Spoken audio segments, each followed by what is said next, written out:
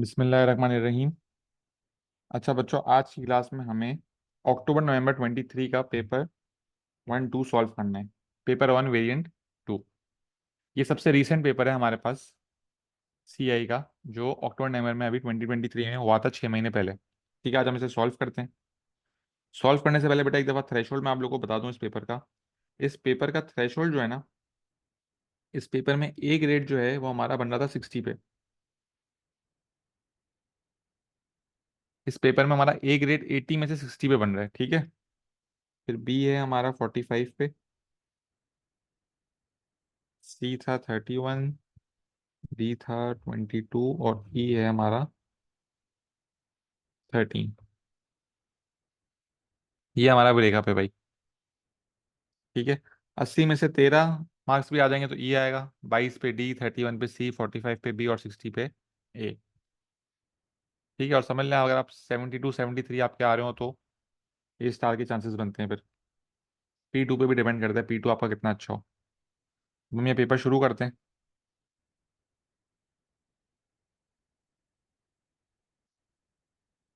Workout 0.05 multiply by 0.3। अच्छा बच्चों, decimal की मल्टीप्लिकेशन सबसे पहला टॉपिक था हमारा। हमने क्या सीखा था कि हम लोग डेसिमल को इग्नोर करके पहले तो मल्टीप्लाई कर लेंगे। 3 5 जार 15, 3 0 जार 0, 1 आ गया, 3 0 जार 0, क्रॉस लगा, 0 5 जार 0, 0 0 जार 0, 0 0 जार 0। आंसर क्या आ गया? 5 1 0 और 0। नॉर्मल बेसिक मल्टीप्लिकेशन करी और फिर हम लोग क्या करेंगे बेटा, काउंट करेंगे डेसिमल के आगे कितने नंबर से सवाल में। यहाँ पे दो थे और यहाँ पे एक थे, टोटल तीन हो गए। तो राइट से हम लोग तीन पीछे चले जाएंगे। बिल्कुल सही तालिब, एक दो और तीन। तो आंसर क्या आ गया? 0.015।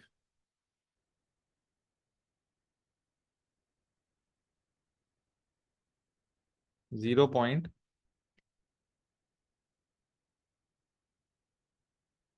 ये आपके पहले पार्ट का आंसर आ चुका है। पार्ट बी में बोला हुआ है 600 डिवाइड बाय 0.2। अच्छा बच्चों, हमने क्या सीखा है, जब डेसिमल में डिवीजन आएगी तो हम क्या करेंगे, इसको एज अ फ्रैक्शन लिख लेंगे। तो 600 डिवाइडेड बाय 0.2। डेसिमल रिमूव करने के लिए मैंने एक टोपी बनाई नीचे, तो एक टोपी में बनाऊंगा ऊपर। खाली टोपी के नीचे क्या आ जाएगा? जीरो। तो ये क्या हो गया? 6000 divided by 2 which is 3000। 2 mark हो गए भाई। और पार्ट सी क्या बोल रहा है? पार्ट सी में अप्लाई हो रहा है बॉड मास। बॉड मास में सबसे पहले हम क्या सॉल्व करेंगे? सबसे पहले हम ब्रैकेट को सॉल्व करेंगे। तो 20 - 12 एज इट इज आ जाएगा, डिवाइडेड बाय 8 - 6 इज 2। अब बच्चों पहले माइनस होगा या डिवाइड होगा? डिवाइड होगा, वेरी गुड। तो 20 - 12 डिवाइड बाई 2 इज 6 और 20 - 6 इज 14। पहला सवाल हो गया, 3 मार्क सबको मिल जाने चाहिए इसमें। अब आया क्वेश्चन नंबर 2। क्वेश्चन नंबर 2 थोड़ा सा बच्चे इसमें फंसते हैं। बेटा मैं 1 मिनट दे रहा हूँ, जरा आप लोग आंसर देखें इसका क्या आना चाहिए। आपके पास एक रेक्टेंगल है जो डिफरेंट स्क्वायर्स में स्प्लिट हुआ हुआ है। ठीक है, आपको बोला है find the fraction of the rectangle that is grey. ये जो ग्रे रेक्टेंगल है आपके पास, इसका फ्रैक्शन क्या बन रहा है ये बताना है आपको।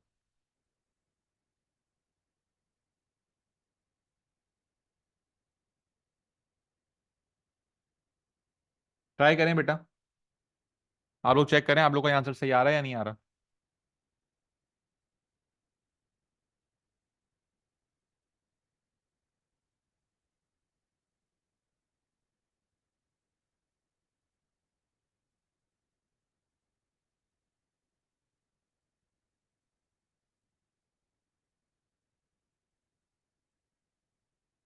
उमर बेटा गलत।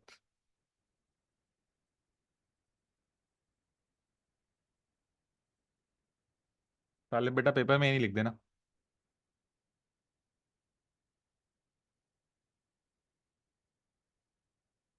Very good Mehdi, very good Zaid. Abdullah गलत, इबाद गलत, मलाइका गलत।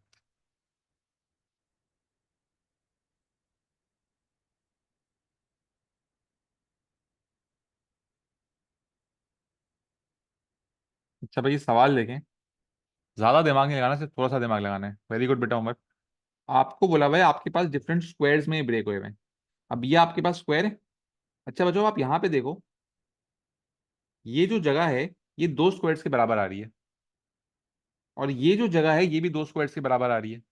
तो इसका मतलब क्या हुआ कि यहाँ पे आपके पास एक, ये एक स्क्वायर है आपके पास, ये एक स्क्वायर है, ये एक स्क्वायर है, और ये एक स्क्वायर है। यहाँ पे आपके पास टोटल चार स्क्वायर बन रहे हैं।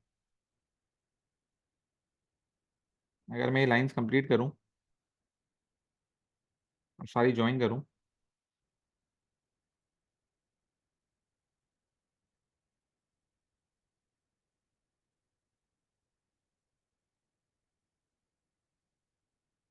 तो अब आप काउंट करें इस तरह कि अब आपके पास स्क्वायर्स कितना। अब देखो मैंने इनको स्क्वायर बना दिया, सिर्फ मैंने क्या किया, लाइंस को एक्सटेंड कर दिया। तो एक दो तीन चार पाँच छः सात आठ नौ दस ग्यारह बारह तेरह चौदह पंद्रह सोलह सत्रह अठारह उन्नीस बीस और 21 बॉक्सेस हैं। टोटल बॉक्सेस 21 हैं, और उसमें से गिरे कितने हैं बच्चों, एक दो तीन और चार और पाँच। तो आपका फ्रैक्शन क्या आ जाएगा गिरे का, 5/21। ये आपका आंसर हो जाएगा बेटा। कोई मसला बच्चों, ये आपके पास स्क्वायर्स बने थे, आपको उसको स्क्वायर्स में ब्रेक करना था और आपने अपना आंसर यहाँ पे लिख दिया। तो ये आपका आंसर आ गया 5/21। ठीक है। तो ये आपके पहले दो सवाल हो गए। दूसरे सवाल में कोई मसला है बच्चों, आगे बढ़े, इजाजत है।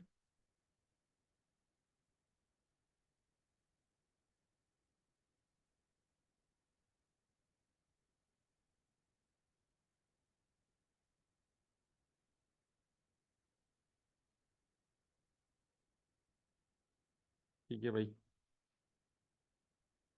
क्वेश्चन नंबर 3 का पार्ट है, find the decimal which is exactly half way between 3/5 and 68%। अच्छा बच्चों हमसे डेसिमल मांगा गया है, लेकिन हमें जो आंसर दिया हुआ है वो एक फ्रैक्शन में दिया हुआ है सवाल में, और एक परसेंटेज में दिया हुआ है। तो पहले तो आपको इनको फ्रैक्शन में कन्वर्ट करना पड़ेगा। बच्चों 3/5 फ्रैक्शन में कितना होगा, 3/5 फ्रैक्शन में कितना होगा,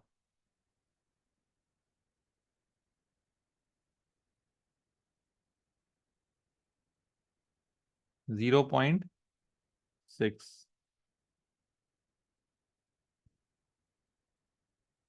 और 68% कितना हो जाएगा, परसेंटेज हटाने के लिए हम लोग करते हैं डिवाइड बाई 100।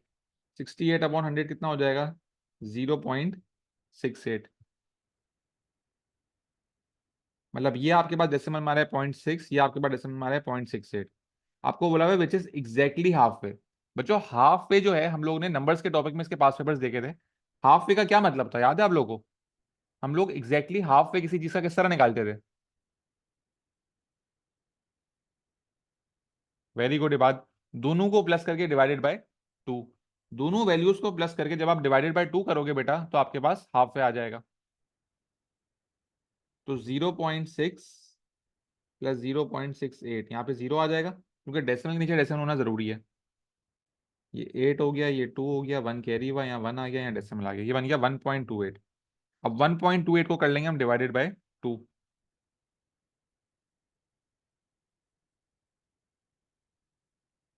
सबसे पहले डेसिमल रिमूव करना होगा, दो आगे गए, नीचे से भी दो आगे जाएंगे।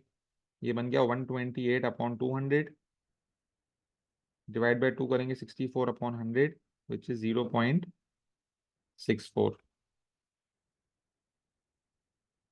ये बच्चों आपका आंसर होगा।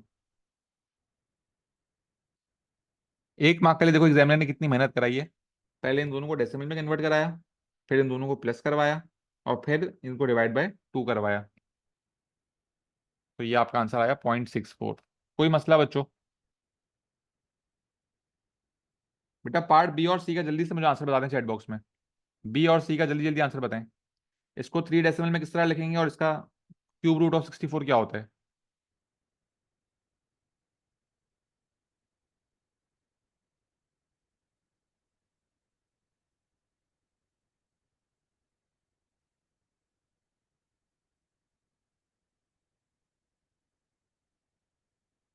बेटा ये P1 का सवाल है, कैलकुलेटर कैलकुलेटर यूज करके आंसर नहीं बता देना इसका।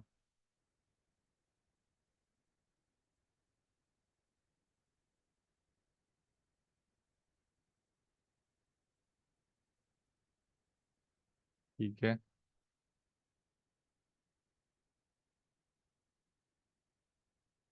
गलत बेटा अब्दुल्ला, तालिब का भी गलत है। Part B. वेरी गुड बच्चों। ये चलो ज्यादातर बच्चों का सही आ रहा है। 4.07382 करेक्ट टू 3 डेसिमल प्लेसेस। बच्चों थर्ड डेसिमल जो है वो आपका है कौन सा? ये पहला डेसिमल है, ये दूसरा डेसिमल है, ये तीसरा डेसिमल है। इसको आपको यहाँ पे राउंड ऑफ करना है। तो जहां पे राउंड ऑफ करना होता है बेटा, उसके बाद वाला नंबर देखते हैं ना यार। तो 3 के बाद यहाँ पे क्या है? 8 है। तो ये 3, अगर ये नंबर 5 या 5 से बड़ा होता है तो ये 3 क्या बन जाएगा? 4 बन जाएगा। तो आंसर क्या आएगा बच्चों? 4.074। 4.074।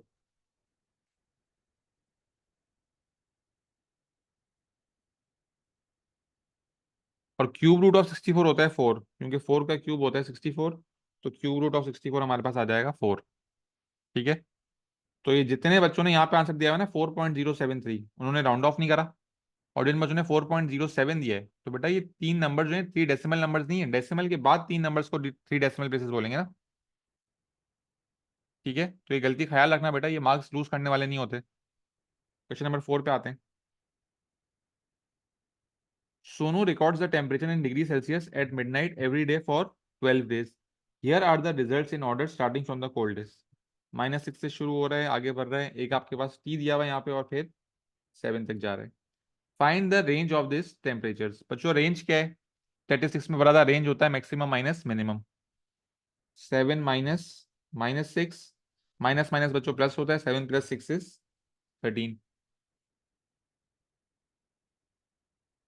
पार्ट बी बोल रहा है the median temperature is 1 degree Celsius, find the value of T. Median पूछा है भाई आपसे। 12 नंबर्स हैं तो मीडियन क्या होगा भाई? मीडियन का फॉर्मूला हो गया n/2 कॉमा n+2/2।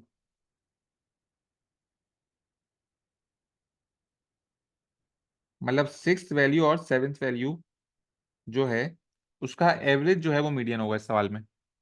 सिक्स और सेवेंथ वैल्यू, तो सिक्स वैल्यू क्या आ रही है? सिक्स वैल्यू आ रही है -1, और सेवेंथ वैल्यू आ रही है टी। तो -1 और टी का जब मैं एवरेज निकालूंगा, दोनों को प्लस करके डिवाइड बाय 2 करूंगा, तो आंसर आना चाहिए मेरा 1। ये आपकी इक्वेशन बन गई, इसको सॉल्व कर लेंगे। 2 यहाँ डिवाइड हो रहा है, वहां जाके मल्टीप्लाई। 2 1 ज़ा 2, और माइनस हो रहा है, वहां जाके प्लस हो जाएगा। 2 + 1 इज 3।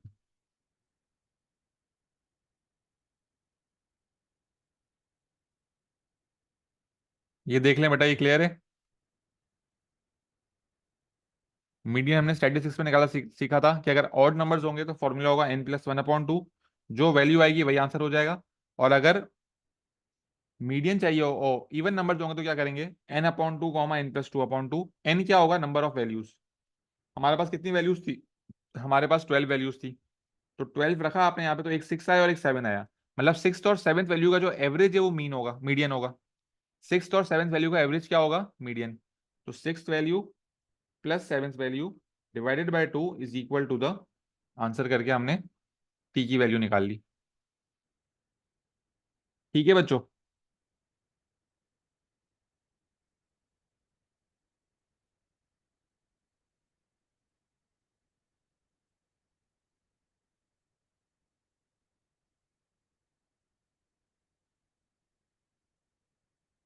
आगे बात करते हैं।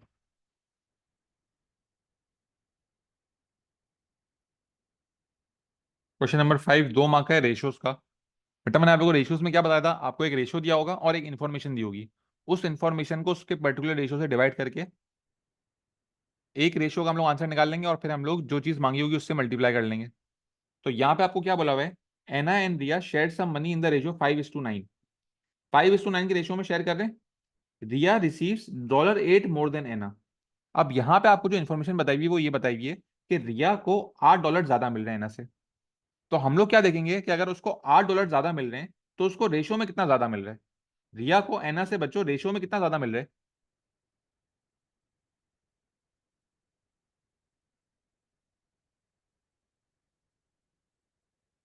एना का रेशियो 5 है, रिया का 9 है।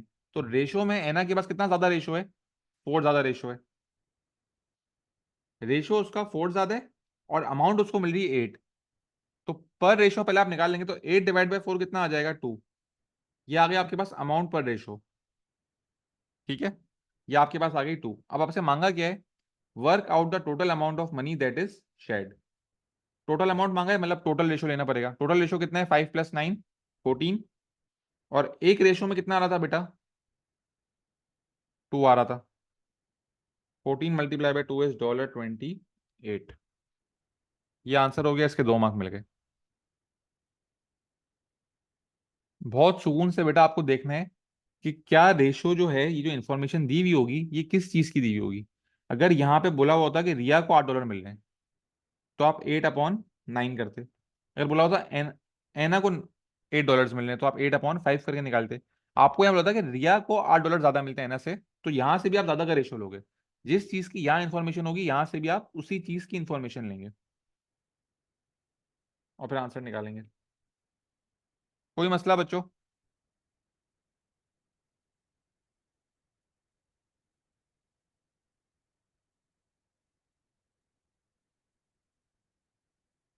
तो भाई आगे बढ़ते हैं। एंगल्स का सवाल है, बेसिक पैरेलल लाइंस का। बेटा find the value of X and Y. बेटा जल्दी से बताएं, एक्स और वाई की क्या क्या वैल्यूज होंगी। बेटा आप लोग सॉल्व करो, ज्यादा बेहतर है। पहले एक्स और वाई के क्या आंसर आ रहे होंगे।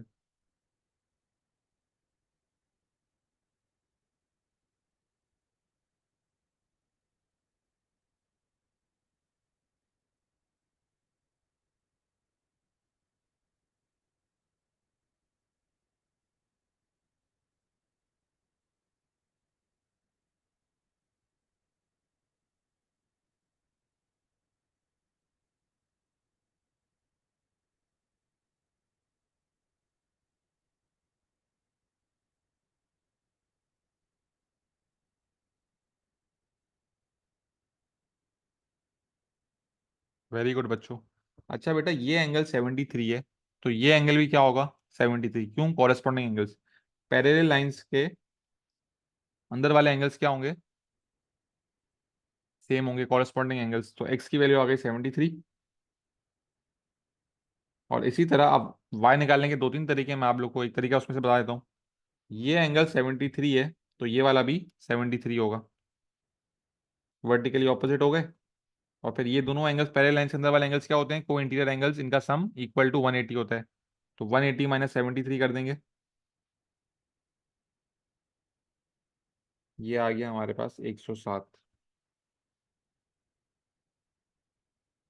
ठीक है, वेरी गुड बच्चों, जिन जिनका आंसर सही आया था। आगे बात करते हैं।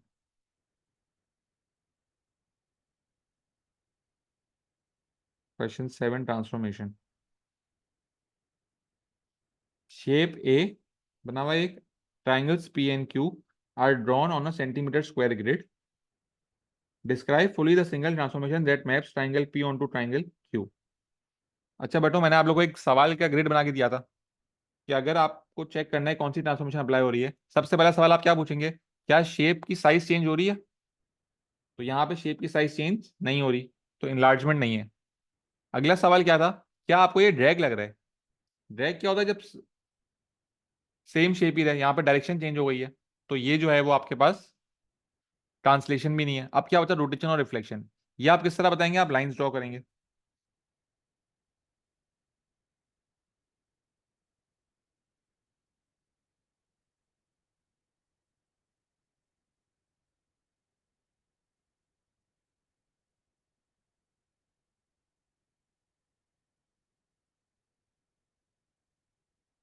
तो आप देखो, जब आप लाइंस ड्रॉ करो तो पैरेलल लाइंस भी नहीं बन रही, तो ये रिफ्लेक्शन भी नहीं है। इसका मतलब क्या है बच्चों, ये है आपके पास रोटेशन।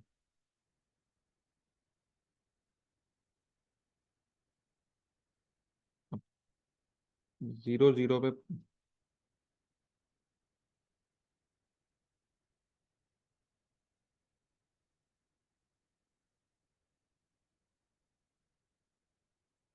बेटा कितने डिग्री एंगल ये रोटेट हो रहा है, 90 डिग्री क्लॉकवाइज। ठीक है, तो क्या लिखेंगे, rotation.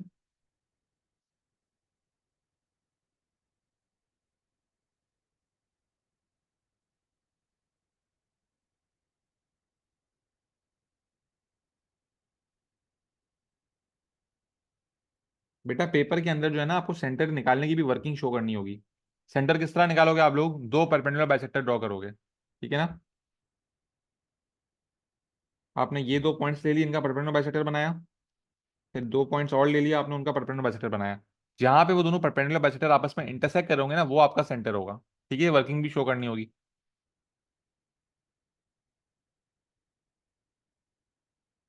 Part B, shape B is an enlargement of shape A, the centre of enlargement is 5,5। Centre of enlargement आपके पास दिया हुआ है 5,5।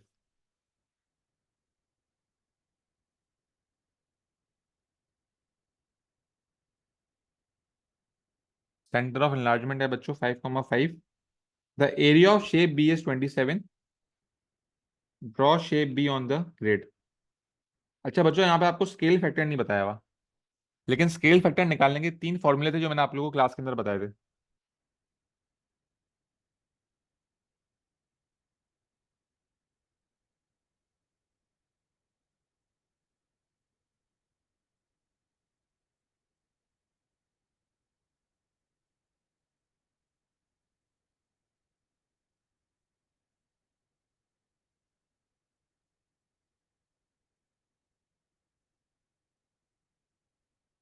स्केल फैक्टर निकालने के तीन तरीके थे। Image length divide by object length, image to centre distance divide by object to centre distance, और K square is equal to image area upon object area. अब देखो ये जो है आपको, अब ये वाला कॉन्सेप्ट अप्लाई हो रहा है, क्योंकि आपको एग्जामिनर ने एरिया दिया हुआ है, तो आप ये वाला फॉर्मूला अप्लाई करोगे, K square is equal to image area divided by object area. अब देखते हैं किस तरह होगा भाई। हमें पता है हमारे पास के निकालने का तरीका क्या है, image area divided by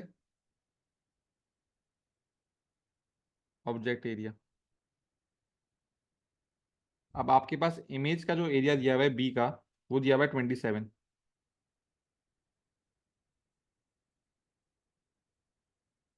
object का एरिया आपको खुद से निकालना पड़ेगा। अच्छा बच्चों, यहाँ पे आपके पास ये जो ऑब्जेक्ट है इसमें तीन स्क्वायर बने हुए हैं। ये एक स्क्वायर का एरिया कितना होगा, ये भी वन है, ये भी वन है, 1 × 1 = 1। इसका भी एरिया वन होगा, इसका भी एरिया वन होगा। तो आपके पास जो ऑब्जेक्ट का एरिया आ रहा है टोटल, वो आ रहा है 3। 27/3 इज 9, के स्क्वायर इज इक्वल टू 9, के इज इक्वल टू 3। ये बच्चों आपके पास स्केल फैक्टर आ गया। ठीक है। अब आपको जब नया शेप बनाना है, तो मैंने आप लोगों को दो चीजें लिखवाई थी, कि अगर आपका सेंटर 0,0 है तो अप्लाई शॉर्टकट, डायरेक्ट 3 से मल्टीप्लाई कर दोगे। लेकिन अगर सेंटर 0,0 के अलावा कुछ है तो क्या करेंगे, तीन चीजें करनी थी। स्टेप 1 क्या था, सब्ट्रैक्ट सेंटर। स्टेप 2 क्या था, अप्लाई शॉर्टकट। और स्टेप 3 क्या था, ऐड सेंटर। ठीक है। तो पहले आप ये पॉइंट्स ले लो भाई सारे। तो हमारे पास 6 पॉइंट्स दिए हुए हैं, ये 6 से भी ज्यादा हैं भाई।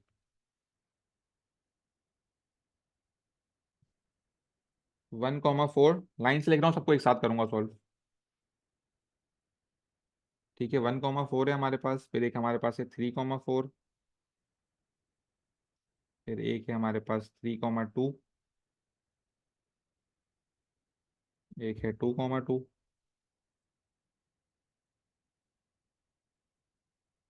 एक है 2,3, और फिर एक है हमारे पास 1,3। ये 6 मैंने कोऑर्डिनेट्स ले लिए एंड वाले। ठीक है, और ये मैंने यहाँ पे लिख दिए। सबसे पहला स्टेप क्या होता था बच्चों,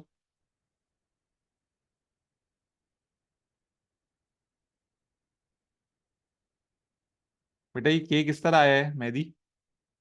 हमें पता था K square is equal to image area upon object area होता है। इमेज का एरिया बताया हुआ 27, ऑब्जेक्ट का एरिया मैंने यहाँ पे निकाल लिया। सारे स्क्वायर बेटा 1/1 के, तो 1 × 1 1 ही होगा ना। तीनों का एरिया 1 1 1 आएगा, तो टोटल एरिया क्या होगा इसका, 3 होगा। तो के स्क्वायर इज इक्वल टू 27/3, के स्क्वायर इज इक्वल टू 9, के इज इक्वल टू 3। ये आपका स्केल फैक्टर आ गया। अब हम लोग सवाल में देख रहे हैं कि हमारे पास सेंटर जो है वो 0,0 नहीं है। तो हमारे पास तीन स्टेप्स मैंने आप लोगों को लिखाए थे, subtract centre, apply shortcut, add centre. तो मैंने सारे कोऑर्डिनेट्स लिख दिए इसके। अब मैं पहला स्टेप करने जा रहा हूँ। पहला स्टेप क्या था, subtract the centre. Centre subtract करने का क्या मतलब है बेटा, सब में से 5 और 5 माइनस कर दूंगा। तो बच्चों 1 - 5 इज -4, -4 - 5 इज -1, -2 -1 -2 -3 -3 -3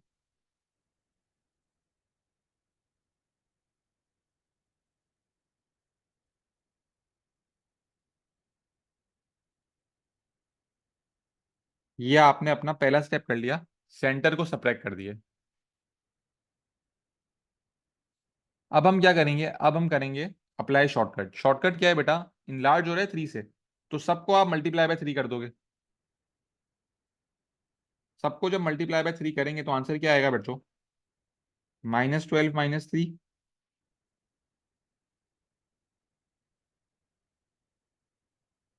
-6 -3,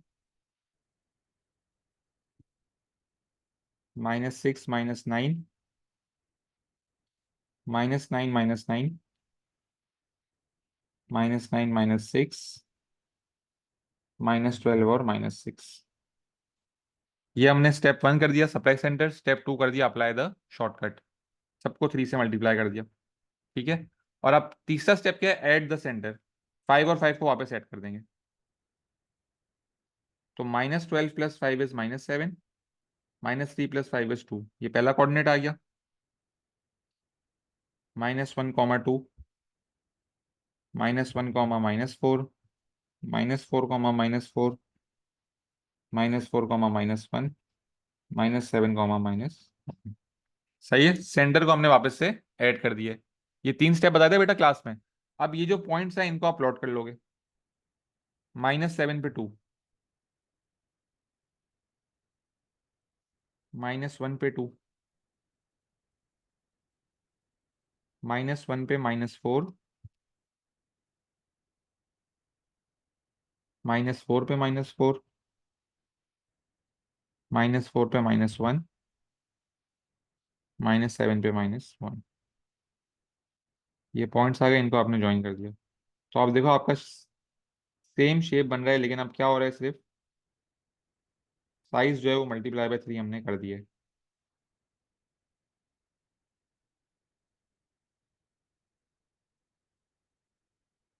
ये आ गया भाई आपका इमेज भी। ये देख लें बेटा, 1 मिनट दे रहा हूँ। 3 स्टेप थे, तीनों स्टेप अप्लाई कर दिए।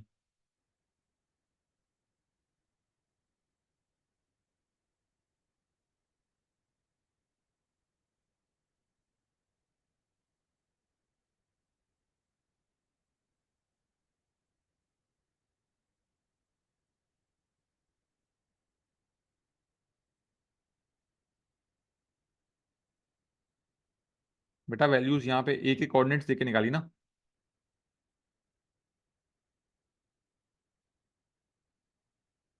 जी बेटा जेड, पहले सब्ट्रैक्ट करेंगे, फिर शॉर्टकट अप्लाई करेंगे, फिर ऐड करेंगे।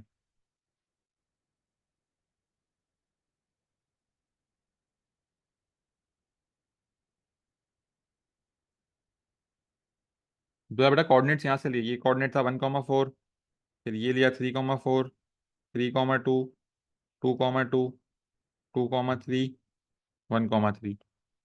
यहाँ से कोऑर्डिनेट्स लिया आपने। फिर क्या करा, सेंटर को ऐड करा, सेंटर को सब्ट्रैक्ट करा, माइनस करने के बाद आपके ये आंसर आ गए। फिर आपने करा अप्लाई शॉर्टकट। शॉर्टकट क्या था, स्केल फैक्टर 3 आया था, मल्टीप्लाई बाय 3 कर दिया, और फिर सेंटर को वापस ऐड कर दिया आप लोगों ने। ठीक है।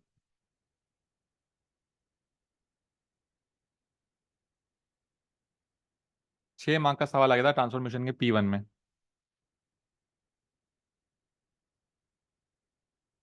आगे बढ़ते हैं भाई।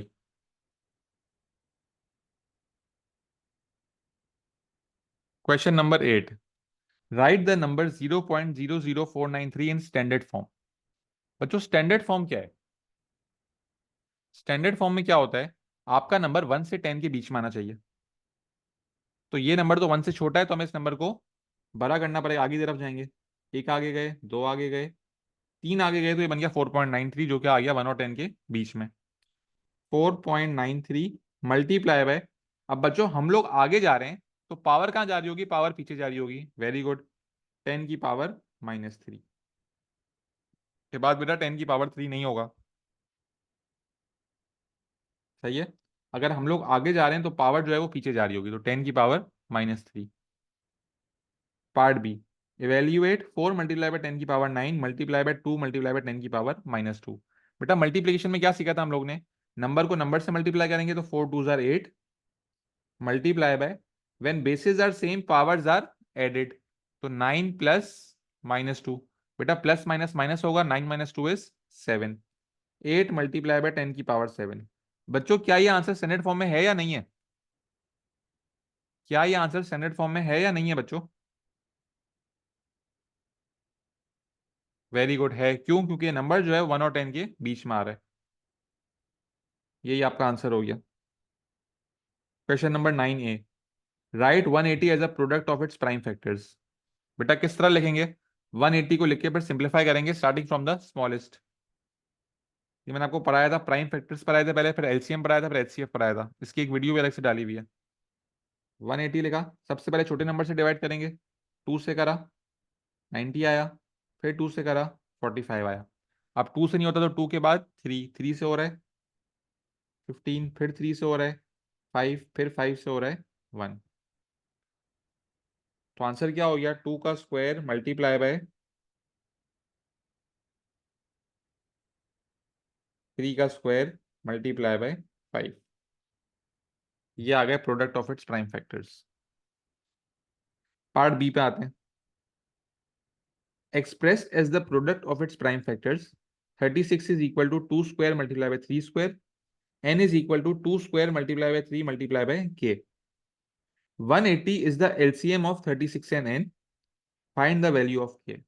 क्या बात है भाई, 36 का और n का जब मैं LCM निकालूंगा तो आंसर 180 आना चाहिए। ठीक है, 36 का और n का जब मैं LCM निकाल रहा हूं बच्चों, LCM क्या होता था? Lowest common multiple. तो आंसर आ रहा है 180। अब मुझे ये वैल्यू फाइंड आउट करनी है, तो अब मैं क्या चेक करूंगा कि 36 और n में कौन सा वेरिएबल मिसिंग है जो आपके पास एलसीएम में गिवन है, वो k की वैल्यू हो जाएगी।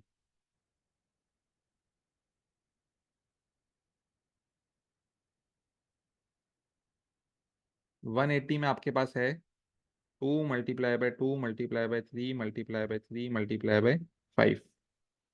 ठीक है, ये आपका एलसीएम है 36 का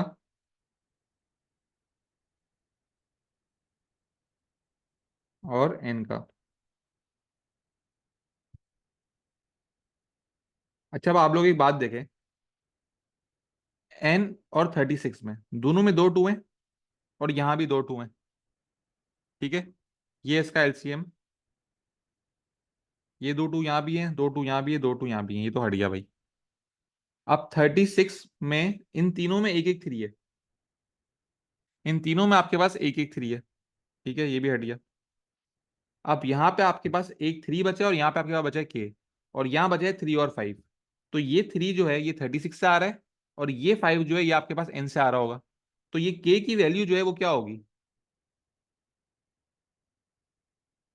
ये थ्री ये वाला आ गया, और ये 5 क्या बच जाएगा? ये 5 बच जाएगा के। तो के की वैल्यू इस तरह आ जाएगी हमारे पास 5।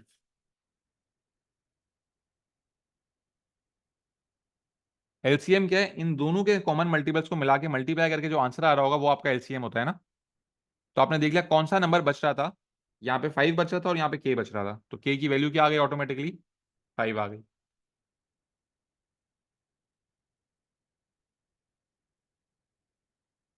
बेटा सब साथ हैं यहाँ तक, कोई मसला तो नहीं है? कुछ पूछना है तो पूछ लें, फिर हम आगे बढ़ेंगे।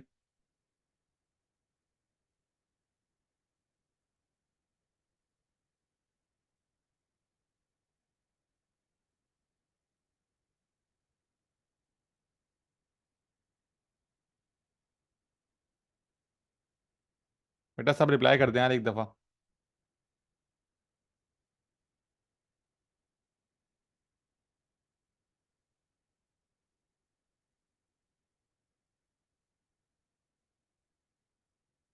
ठीक है,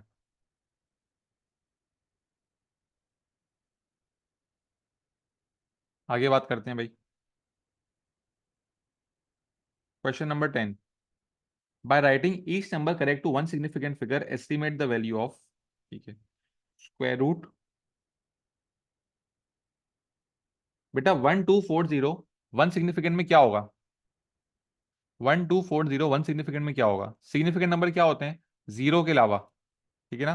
1 से लेकर 9 तक जो नंबर जो सिग्निफिकेंट है, 0 जो है वो सिग्निफिकेंट नहीं होता। तो 1240 1 सिग्निफिकेंट में क्या होगा बच्चों?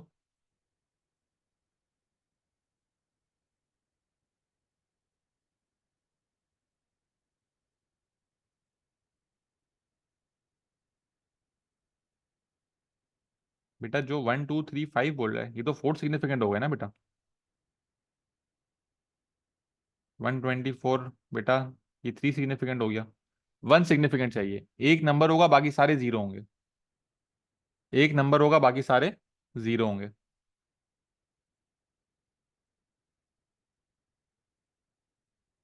तो अगर आपको सिर्फ पहला नंबर चाहिए, ये बाकी तीनों जीरो चाहिए, तो बस आप राउंडिंग ऑफ चेक कर लोगे वन के बाद वाले की।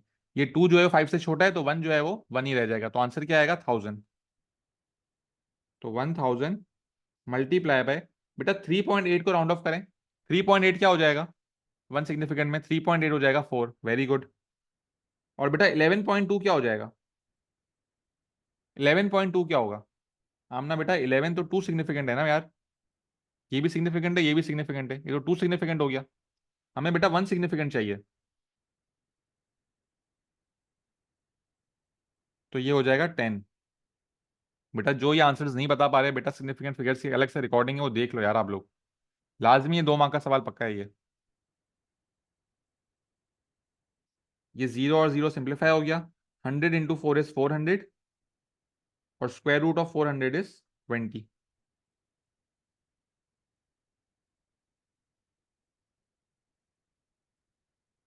ये बात बेटा 11.2 है। 11.2 में क्या होगा? पहला नंबर आपको सिग्निफिकेंट चाहिए, पहले वन आ गया, बाकी सारे जीरो हो जाएंगे। अब आप राउंड ऑफ करके करने के लिए चेक करो कि वन जो है वो छोटा है फाइव से, तो ये one as it is one ही रहेगा, तो ये 10 बन गया। अगर यहाँ पे 16.2 होता तो ये क्या बन जाता? अब ये सिक्स बड़ा नंबर आ गया ना, तो ये 20 बन जाता। एक दफा बेटा सिग्निफिकेंट फिगर्स की रिकॉर्डिंग देख लेना। क्वेश्चन नंबर 11 इन इक्वालिटीज।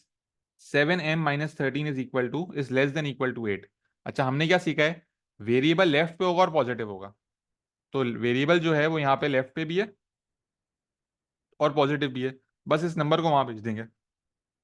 तो 7m is less than equal to 21। m is less than equal to 21/7 which is 3। सीधा सीधा एग्जामिनर ने बोला मैं आपको फ्री के मार्क्स दे रहा हूँ, आपसे कोई रूल भी अप्लाई नहीं करवा रहा। ठीक है, सीधा सीधा आपके पास आंसर आ गया, m is less than equal to 3। Question number 12। Solve the simultaneous equation, show all your working. बेटा 2 मिनट बाद सॉल्व करूंगा मैं ये। आप लोग सॉल्व करके आंसर निकालें इसके। ये 3 मार्क बेटा सबको लेने। क्वेश्चन नंबर 12 सॉल्व करें। बेटा सब्स्टिट्यूशन से सॉल्व करना। ठीक है, मैं आप लोग अभी सब्स्टिट्यूशन मेथड से कराऊंगा, आप लोग भी सब्स्टिट्यूशन से ही करो, ताकि अगर कोई गलती हो तो आप लोग को फिगर आउट कर लो कि आप लोग क्या गलती कर रहे हो।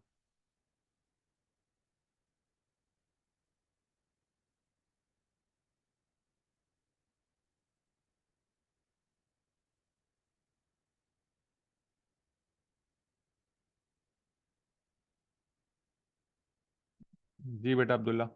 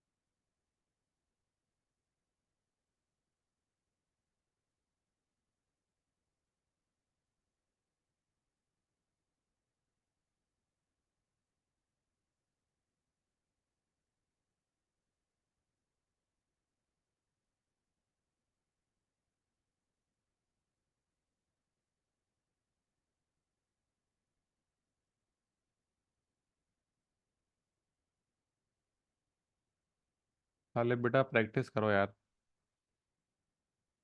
ईयरली पेपर करोगे तो हर टॉपिक एक साथ जब हो रहा होगा ना, ये 8-10 पेपर करोगे तब जाके सेट होगे।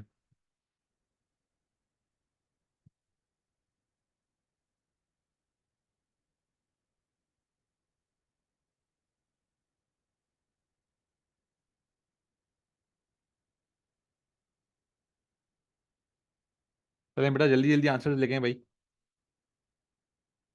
मैं आहिस्ता आहिस्ता वर्किंग करना शुरू कर रहा हूँ ताकि आप लोग चेक कर सकें। पहली इक्वेशन होगी इक्वेशन 1, दूसरी इक्वेशन होगी इक्वेशन नंबर 2। हम लोग बेटा सब्जेक्ट किसको बनाएंगे? सबसे छोटा वेरिएबल और सबसे पॉजिटिव और सबसे छोटा। तो ये तो हमारे पास नेगेटिव है। ये तीन पॉजिटिव वेरिएबल है, इसमें सबसे छोटा वेरिएबल मेरे पास 3 है, इसको मैं सब्जेक्ट बना लूंगा। ये 2y यहाँ माइनस हो रहा है, हमारा के प्लस हो जाएगा। 3x is equal to 15 + 2y, और x is equal to 15 + 2y/3। ये बेटा आपके पास आ गई इक्वेशन नंबर 3। अब इक्वेशन नंबर 3 को जो है आप इक्वेशन नंबर अनटच्ड इक्वेशन मतलब इक्वेशन 1 में सब्स्टिट्यूट कर देंगे। तो 5 15 + 2y/3, एक्स की जगह ये आ गया भाई, +4y is equal to 14। 5 × 15 is 75, 5 2 * 10y/3 is equal +4y is equal to 14। बेटा क्या मैं इस 3 को वहां भेज सकता हूँ अभी? नहीं भेज सकता क्योंकि पूरे के ऊपर 3 नहीं है। तो यहाँ पे अपॉन में आ जाएगा 1। फिर वही 3 क्रॉस टूल कर लेंगे।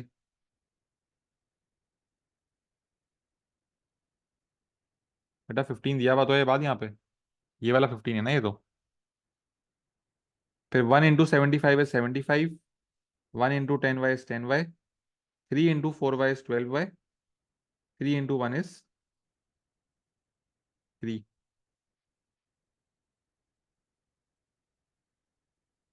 Is equal to 14।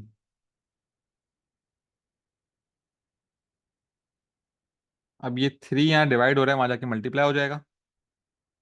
75, 10 + 12 is 22y is equal to 42। 75 यहाँ प्लस हो रहा है, वहां जाके माइनस। 42 - 75 इज, बेटा आप लोग वर्किंग कर लेना, लेकिन बड़े नंबर के साथ नेगेटिव साइन है तो -33 आ जाएगा।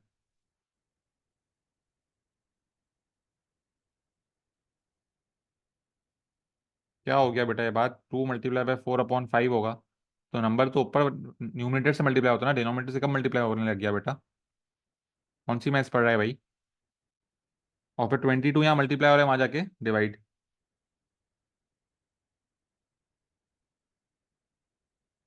-33/22। अब बेटा ये दोनों जो है वो 11 के टेबल में आते हैं।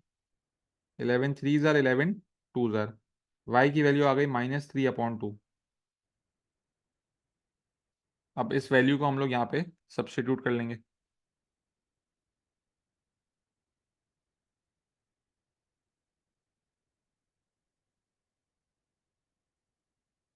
x is equal to 15 plus equation 3 में डाला 2, वाई की जगह आ गया -3/2/3। बेटा ये 2 और 2 सिंप्लीफाई हो सकता है, -3 बच गया। 15 - 3/3। बेटा 15 - 3 इज 12, 12/3 इज 4। तो x की वैल्यू आ गई 4 और y की वैल्यू आ गई -3/2। बेटा ये आपके आंसर आ गए, आप वर्किंग देख लें।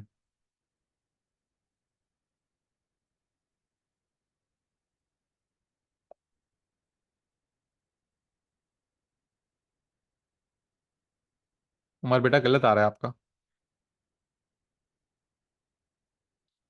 वर्किंग देख लें बेटा, करेक्शन कर लें यार, ये गलती करने की गुंजाइश नहीं है इस टॉपिक में।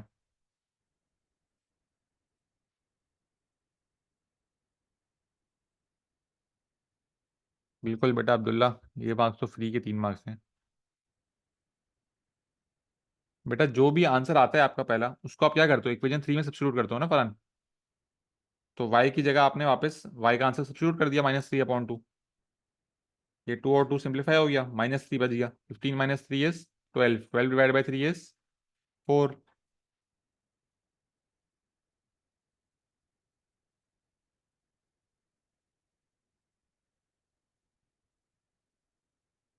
जी बेटा, अगर आप -1.5 लिखोगे वो भी सही होगा। जी बेटा, आमना आप कर सकती हो, कोई मसला नहीं उसमें भी। चलो भाई आगे बढ़ते हैं। Question number 13। A list of 8 numbers has a mean of 12. The first 5 numbers have a mean of 9. Find the sum of the remaining 3 numbers. अच्छा बच्चों, आपको मीन का जो बेसिक फॉर्मूला है वो क्या है? Summation of F X upon N.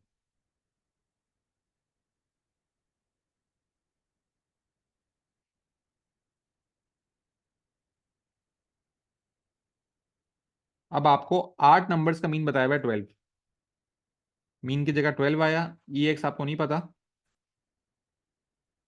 Numbers कितने आपके पास? 8 हैं। 8 यहाँ डिवाइड हो रहा है, वहां जाके मल्टीप्लाई हो जाएगा। 8 12 जार 96। ये आपके पास आ गया summation of x of 8 numbers. 8 numbers का सम जो है वो 96 आ रहा है। फिर आपको बोला हुआ है 5 नंबर्स का मीन है 9। मीन की जगह 9 आया। ई एक्स आपको नहीं पता। नंबर्स हैं 5। तो ई एक्स आ गया 9 5 जार 45। 8 नंबर्स का सम आ रहा है 96। 5 नंबर्स का सम आ रहा है 45। तो ये जो बीच में 3 सम है, इनका सम कितना आ रहा होगा? इन दोनों को माइनस करेंगे तो आ जाएगा। अगर 8 का सम 96 है और 5 का सम 45 है, तो ये जो रिमेनिंग सम मुझे निकालना है 3 का, ये इन दोनों को माइनस करके पता चलेगा ना। 96 माइनस 45। 6 - 5 1, 9 - 4 5। तो आंसर आ गया 51। बेटा ये मार्क्स लेने के लिए आपको जो चीज आनी चाहिए थी वो क्या थी? मीन का फॉर्मूला, जो होता है ई एक्स अपॉन एन। ये हमने स्टैटिस्टिक्स में पढ़ा है।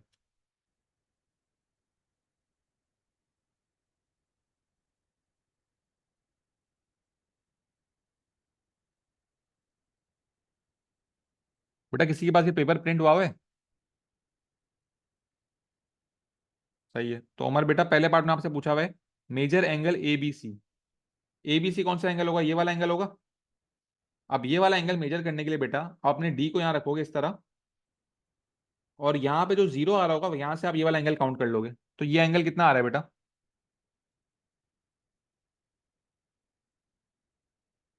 ये वाला एंगल बता दो।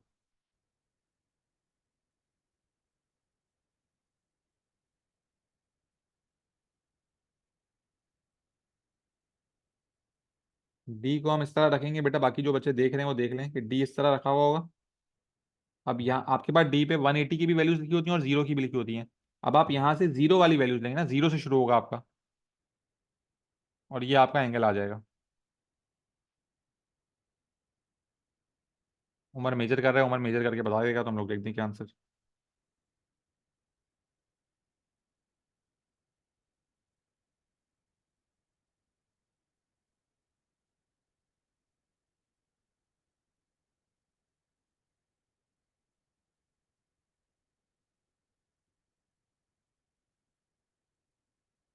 47 डिग्रीज। ठीक है। अब part B. Use using compasses and a straight edge only, construct the perpendicular bisector of A C. बेटा हमें ए सी का परपेंडिकुलर बाइसेक्टर बनाना है। सबसे पहला स्टेप क्या होगा? हम लोग निकालेंगे ए सी का डिस्टेंस। बेटा डिस्टेंस कितना आ रहा है ए सी का उमर?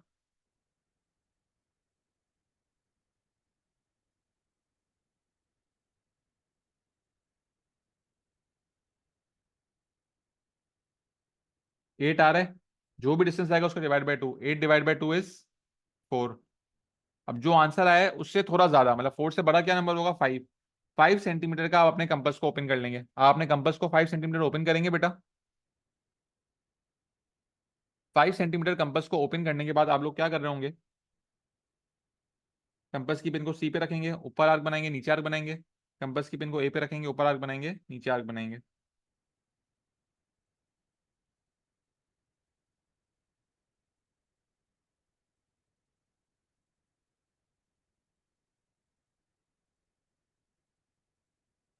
जहां पे आपकी आर्क इंटरसेक्ट करेंगी वहां पे आप एक लाइन ज्वाइन कर देंगे।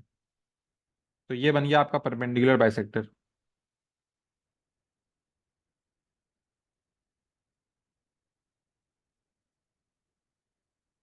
ये बन गया बच्चा ए सी का परपेंडिकुलर बाइसेक्टर। ठीक है। बाइसेक्टर किस तरह बनता है बेटा, हम लोग डिस्टेंस मेजर करते हैं, जो भी डिस्टेंस आएगा उसको डिवाइड बाय 2 करेंगे। तो डिस्टेंस हमारा 8 आया था, 8 डिवाइड बाय 2 क्या 4 आ गया। 4 से ज्यादा हमें अपने कंपास को खोलना है, तो हमने अपने कंपास को 5 सेंटीमीटर ओपन करा। कंपास की पिन को आपने पॉइंट सी पे रखा, ऊपर आर्क बनाई, नीचे आर्क बनाई। फिर कंपास की पिन को दूसरे पॉइंट पे रखा, ए पे, ऊपर आर्क बनाई, नीचे आर्क बनाई। जहां पे आर्क ज्वाइन करी वहां पे आपने एक स्ट्रेट लाइन ज्वाइन कर दी, ये क्या बन गया आपका परपेंडिकुलर बाइसेक्टर। ठीक है। पार्ट बी में बोला हुआ है on the diagram shade the region inside the triangle ABC. Triangle के अंदर रीजन शेड करना है nearer to A than C. बेटा ए से करीब जो है वो कौन सा हिस्सा होगा, ये ऊपर वाला होगा या नीचे वाला होगा।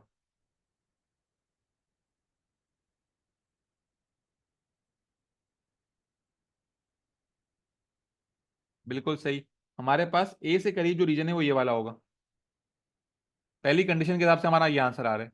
अब एक और कंडीशन भी है, दूसरी कंडीशन क्या बोल रही है भाई, more than 6 centimetre from B. बेटा एक पॉइंट से डिस्टेंस दिया हुआ हो तो सर्कल बनता है। ठीक है, लेकिन हमें सिर्फ ट्राइंगल के अंदर बनाना है, तो हमारी एक आर्क बन रही होगी। तो आप करोगे क्या, 6 सेंटीमीटर अपने बेटा, 6 सेंटीमीटर आपने कंपास को ओपन करें, 6 सेंटीमीटर अपने कंपास को ओपन करें, और बी पे जो है वो पिन रखे एक आर्क बना दें।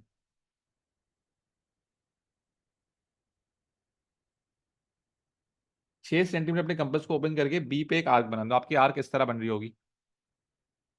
अब आपको बोला हुआ है मोर देन 6 सेंटीमीटर, यहां से यहां तक डिस्टेंस है 6 सेंटीमीटर। आपको बोला हुआ है 6 सेंटीमीटर से ज्यादा, 6 सेंटीमीटर से ज्यादा जो है वो ये वाला हिस्सा है, और ए से करीब जो है वो ये वाला हिस्सा है। तो ये जो हिस्सा है ये दोनों में कॉमन आ रहा है, तो ये हिस्सा आप एंड में शेड कर रहे होंगे। ठीक है, तो मैं ये वाला हिस्सा शेड कर देता हूँ भाई।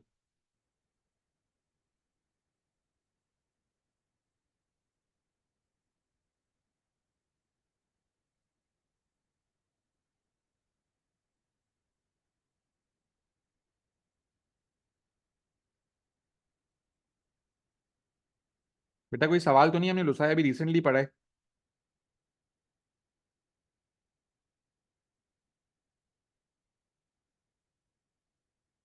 बोला था more than 6 centimetre from B, तो आपने 6 सेंटीमीटर के आर्क बनाई। 6 सेंटीमीटर से दूर, तो 6 सेंटीमीटर से दूर जो है वो ये वाला हिस्सा ही होगा।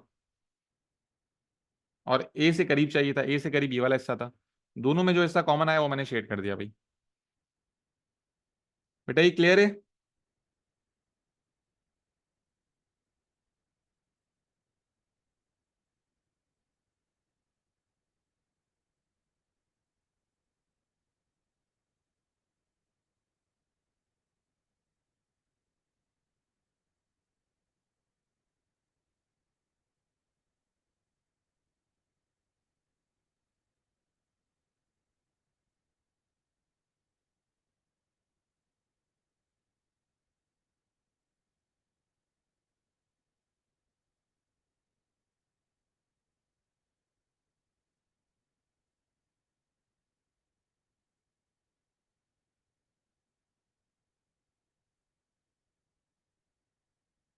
चलो भाई आगे बढ़ते हैं।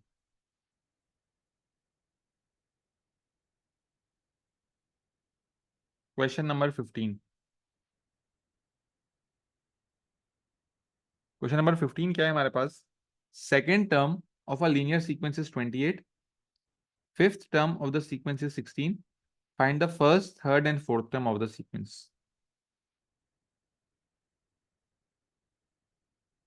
बेटा पहली टर्म आपको नहीं पता, दूसरी टर्म है 28,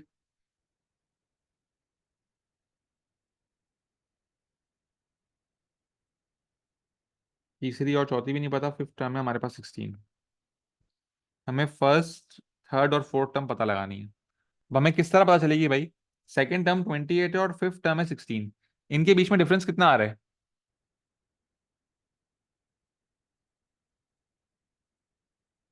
इनके बीच में डिफरेंस आ रहा है 12।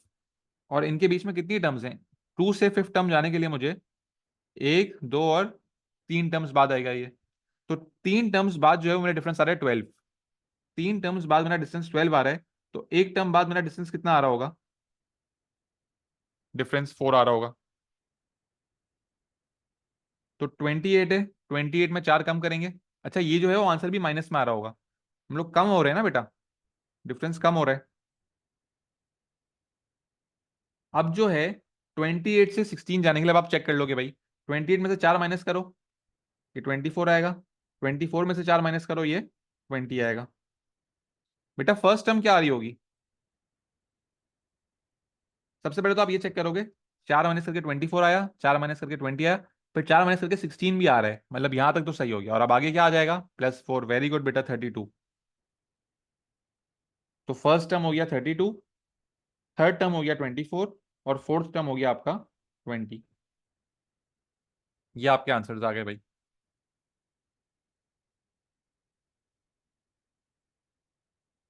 Part B, these are the first 5 terms of a different sequence, 3, 9, 19, 33 और 51।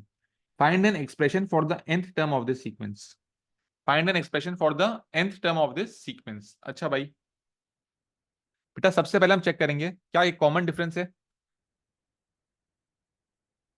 यहाँ पे भाई 6 का है, फिर 10, फिर 14 और फिर 18। कॉमन डिफरेंस तो नहीं है भाई, तो a+n-1 d वाला सीन तो ऑफ हो गया। फिर इसके बाद जो है हमने 3 नंबर्स और पढ़े थे, स्क्वायर नंबर्स, क्यूब नंबर्स और ट्राइंगल नंबर्स। क्या ये स्क्वायर नंबर्स हैं? ये स्क्वायर नंबर्स नहीं है। क्या ये क्यूब नंबर्स हैं? ये क्यूब नंबर्स भी नहीं है। और ट्राइंगल नंबर्स क्या थे? 1, 3, 6, 10, 15, ये ट्राइंगल नंबर्स भी नहीं है। ठीक है, तो जो 4 चीजें हमने लेक्चर में सीखी थी उनमें से ये कोई भी चीज नहीं है। अच्छा, इसमें आप लोगों को रिलेशन नजर आ रहा है? क्या हो रहा है यहाँ पे?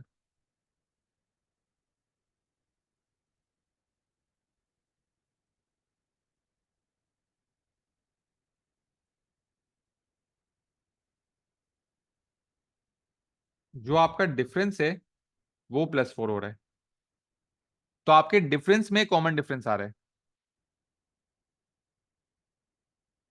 आपके डिफरेंस में एक कॉमन डिफरेंस आ रहा है, देखो 4 से इंक्रीज हो रहा है।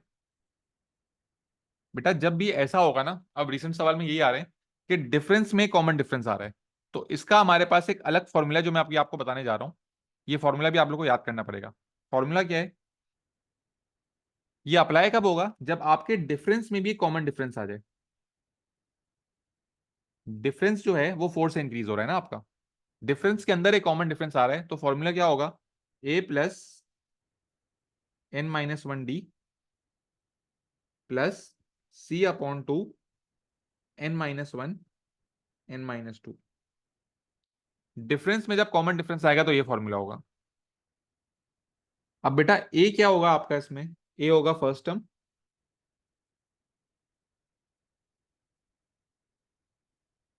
डी क्या होगा? डी होगा आपका पहला डिफरेंस। डी क्या होगा? डी होगा आपका फर्स्ट डिफरेंस। पहला डिफरेंस कितना आ रहा है?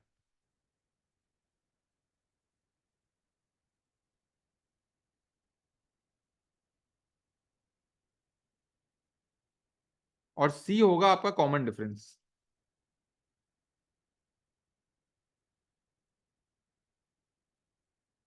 आप लोग देखो कि आपके डिफरेंस में कॉमन डिफरेंस आ रहा है, वो +4 का है। 6 से 10 में जाने के लिए 4, 10 से 14 में जाने के लिए 4, 14 से 18 में जाने के लिए 4। तो ये कॉमन डिफरेंस है आपका। अब ए क्या है? ए है आपका फर्स्ट टर्म बच्चों, तो ए की जगह क्या आएगा? ए की जगह आएगा 3। 3+n-1। डी क्या है? पहला डिफरेंस। बेटा पहला डिफरेंस क्या आ रहा है यहाँ पे? पहला डिफरेंस आ रहा है 6 का, प्लस c/2। सी कितना है? सी है कॉमन डिफरेंस। कॉमन डिफरेंस कितना आ रहा है बच्चों? कॉमन डिफरेंस आ रहा है 4।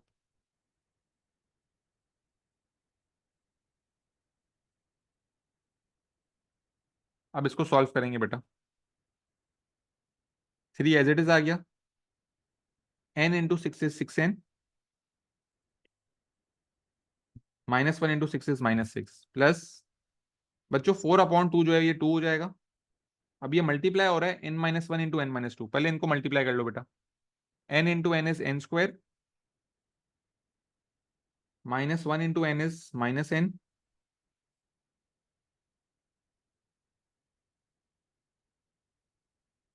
n²। अब इस तरह नहीं करते यार। n × n is n², n × -2 is -2n, -1 × n is -n, -1 × -2 is +2। n को पहले दोनों से मल्टीप्लाई किया, ये आंसर आ गए। फिर -1 को दोनों से करा, ये आंसर आ गए। -2n -n हो जाएगा -3n। 3 + 6n - 6 + 2 bracket n² - 3n + 2। अब बेटा ये 2 को तीनों से मल्टीप्लाई कर लूंगा। 3 + 6n - 6 + 2n² - 6n + 4। 2 को मैंने इन तीनों से मल्टीप्लाई कर लिया। बच्चों +6n - 6n कैंसिल हो गए। 6n - 6n 0 हो गया। 3 - 6 इज -3, -3 + 4 इज +1। तो आंसर आ गया 2n² + 1।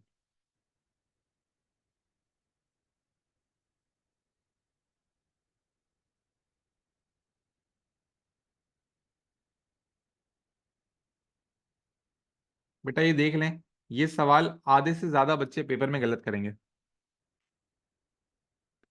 ठीक है, ये सवाल आप लोगों को सही करना है बेटा।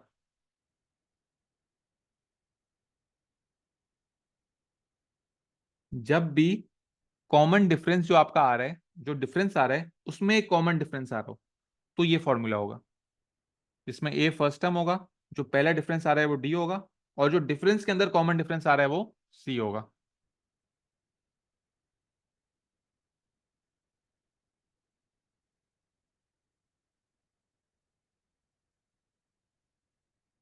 ठीक है बच्चों।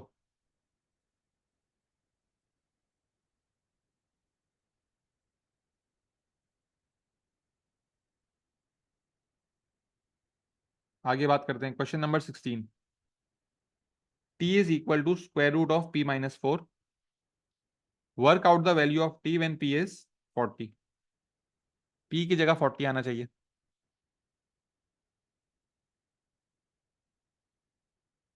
बेटा 40 - 4 इज 36। √(36) इज 6। Rearrange the formula to make P the subject. P को सब्जेक्ट बनाना है। बेटा सबसे पहले तो आपको स्क्वायरिंग बोथ साइड्स करके स्क्वायर रूट उठाना पड़ेगा। तो t² = p - 4। 4 या माइनस हो रहा है, वहां जाके प्लस हो जाएगा। तो p = t² + 4। ठीक है, फ्री में आपको 3 मार्क्स मिल गए भाई। कोई मसला बच्चों?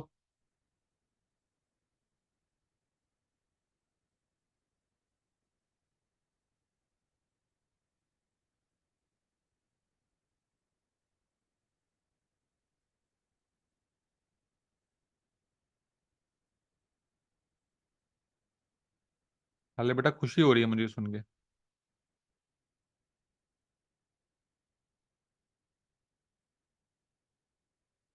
क्वेश्चन नंबर 17 जो है वो क्यूमुलेटिव फ्रीक्वेंसी कर्व पे आ गया भाई। The heights of 80 plants are measured. The table shows the results. Height दी हुई है आपको और क्यूमुलेटिव फ्रीक्वेंसी दी हुई है भाई। बोला draw a cumulative frequency diagram to show this information. अच्छा बच्चों, आप लोगों को पता है कि शुरू होगा 0 से, तो 0 पे 0 होगा। अब 2 पे 4 है। 2 पे 4 है। अब सबसे पहले आप चेक करेंगे, यहाँ पे आपके पास जो गैप है वो 20 का है। इसके बीच में 10 होगा। 5 बॉक्सेस पे 10 का डिफरेंस आ रहा है, तो हर बॉक्स पे जो है वो 2 का डिफरेंस आ रहा होगा। मतलब 4 का होगा, 4 होगा दूसरे बॉक्स पे।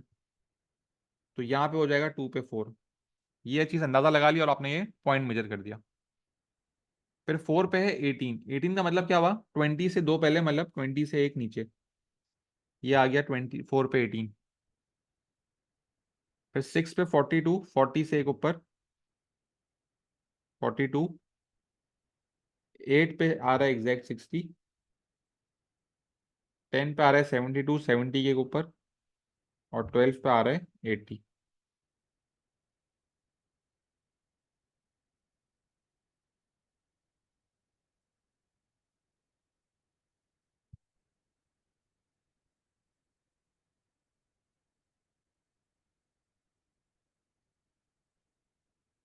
ये आपका एक स्मूथ क्यूमुलेटिव फ्रीक्वेंसी कर्व बन गया।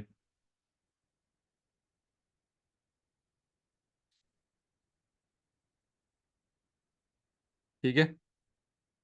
पार्ट बी में आपसे पूछा हुआ use your diagram to find an estimate of the inter quartile range. बेटा इंटर क्वार्टाइल क्या होता है? इंटर क्वार्टाइल होता है upper quartile minus lower quartile. Inter quartile क्या होता है बच्चों? Upper quartile minus lower quartile. अब अपर क्वार्टाइल क्या होगा? 75%। तो 3/4 ऑफ टोटल 80 इज 60। और लोअर क्वार्टाइल होगा 1/4 ऑफ 80 विच इज 20। तो हम लोग देख लेंगे 60 पे क्या वैल्यू आ रही है भाई।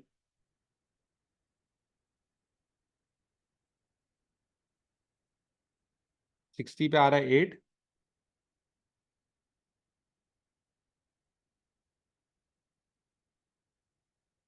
और 20 पे आ रहा है, अब 4 से 6 में यहाँ भी बेटा 0.2 पे जो है वो नया बॉक्स आ रहा है, तो ये होगा 4.2।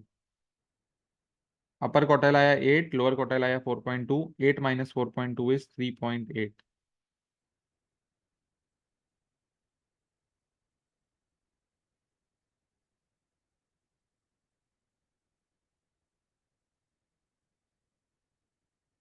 Plants are sold when they are taller than 8 centimetres. अच्छा, आपको बोला हुआ है एक पर्टिकुलर हाइट है, उसके बाद प्लांट सोल्ड होते हैं।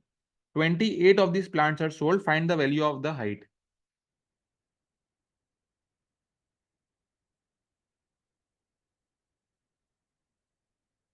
बेटा आप लोग मुझे बताएं, मैं कहाँ पे मेजर करूंगा यहाँ पे क्यूमुलेटिव फ्रीक्वेंसी कर्व पे? मैं कहाँ पे हाइट मेजर करूंगा कि मेरे पास आंसर आएगा यहाँ पे? भाई नहीं बेटा, मेहदी आपको अपर कोटल लोअर कोटल निकलेगा, आप टोटल देखते हो, टोटल 80 था आपके पास। उसका 3/4 निकालेंगे तो 60 आएगा, और 1/4 निकालेंगे 20 आएगा। 60 पे अपर कोटल आएगा, 20 पे लोअर कोटल आएगा, दोनों को माइनस करेंगे तो इंटर कोटल आएगा। वेरी गुड बेटा तालिब। नहीं बेटा तालिब, गलत कैलकुलेशन गलत करी आपने। कॉन्सेप्ट सही, कैलकुलेशन गलत करी, हाँ वेरी गुड। जेड बेटा गलत। बेटा मैं किस क्यूमुलेटिव फ्रीक्वेंसी कर्व पे कौन से पॉइंट पे मेजर कर रहा हूँ? बोला एक पर्टिकुलर रेंज के हाइट है। नहीं बेटा दानियल गलत। यही गलती होती है बेटा पेपर में। सवाल पढ़ो बेटा, सवाल में क्या बोला हुआ है कि एक पर्टिकुलर सेंटीमीटर रेंज से टॉल होंगे तो बिकेंगे, मतलब ये जो ऊपर वाले होंगे ना, जिनकी हाइट ज्यादा होगी, वो सेल आउट हो रहे होंगे। बोला भाई 28 सेल आउट हो रहे हैं, 80 में से 28 सेल आउट हो रहे हैं, मतलब 52 सेल आउट नहीं हो रहे होंगे। तो जो नीचे वाले 52 होंगे वो सेल आउट नहीं हो रहे होंगे ना, ऊपर वाले 28 सेट आउट हो रहे होंगे। तो ऊपर वाले 28 की हाइट निकालने के लिए आप लोग 52 पे रख के मेजर करेंगे कि 52 पे क्या आ रहा है।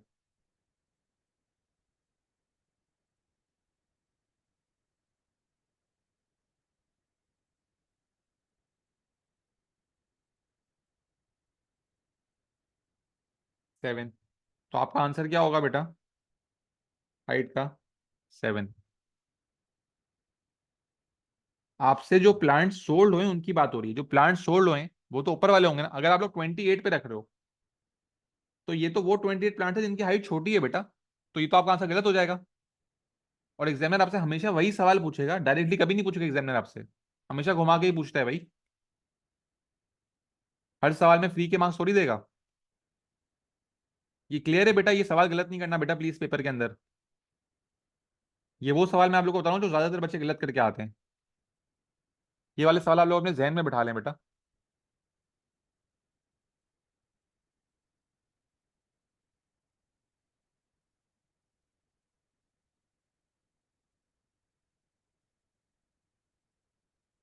चलें आगे बात करते हैं। Question number 18, kinematics. The diagram shows the speed time graph of two cyclist, एक ए ये रहा, बी ये रहा। Find the acceleration of cyclist A during the 20 seconds. बेटा एक्सेलरेशन, स्पीड टाइम ग्राफ में एक्सेलरेशन किस तरह आती थी बेटा? स्पीड टाइम ग्राफ में एक्सेलरेशन किस तरह आती थी? Gradient, very good. ग्रेडियंट क्या होता है? Change in Y upon change in X. पहला और आखिरी पॉइंट ले लेंगे। बेटा 1 से 7 में चेंज इन वाई कितना हो रहा है? 6। और 0 से 20 चेंज इन एक्स कितना हो रहा है? 20। तो ग्रेडियंट क्या आ गया बच्चों? 6/20। अब आपकी मर्जी है, आप उसको 3/10 लिखो या 0.3 लिखो। तीनों आंसर सही होंगे। ठीक है बेटा जैद।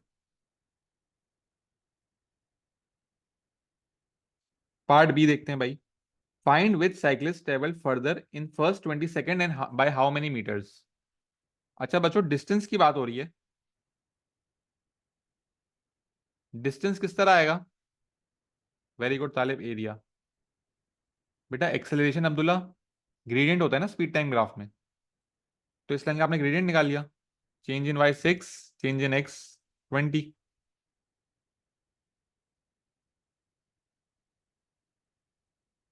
अब आपसे पहले आपको आपसे पूछा है कौन ज्यादा डिस्टेंस ट्रेवल कर चुका है, तो दोनों का डिस्टेंस चाहिए होगा।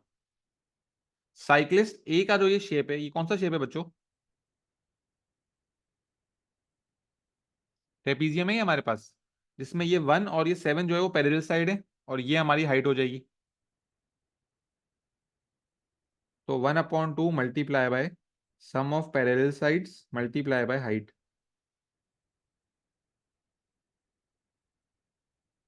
टू वन जार, टू फोर जार, 4 × 20 इज 80। साइक्लिस्ट ए जो है वो 80 मीटर ट्रेवल करा है। साइक्लिस्ट बी का देख लेते हैं। बेटा ये शेप आपके पास क्या बन रहा है, रेक्टेंगल। 20 और 5। 20 × 5 इज 100। तो बेटा आप यहाँ पे क्या लिखेंगे कि कौन सा साइक्लिस्ट ज्यादा डिस्टेंस कवर कर चुका है? साइक्लिस्ट बी ज्यादा डिस्टेंस कवर कर चुका है। और कितना ज्यादा करा है? बी ने 100 करा है, ए ने 80 करा है, तो बी ने 20 मीटर ज्यादा करा है। इसके बेटा आपको एग्जाम में 3 मार्क्स दे रहा है यार।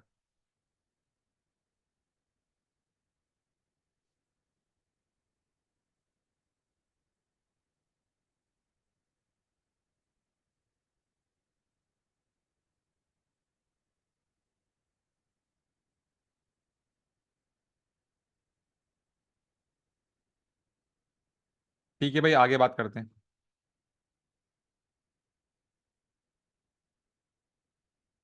Question number 19।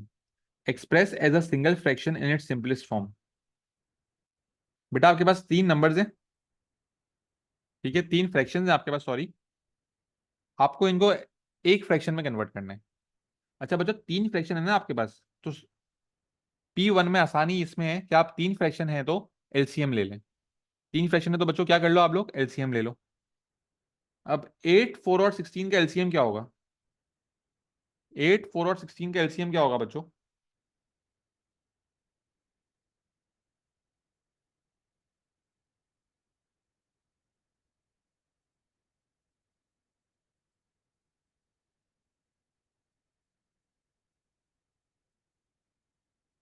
किसी को नहीं भी आ रहा तो वो निकाल ले भाई।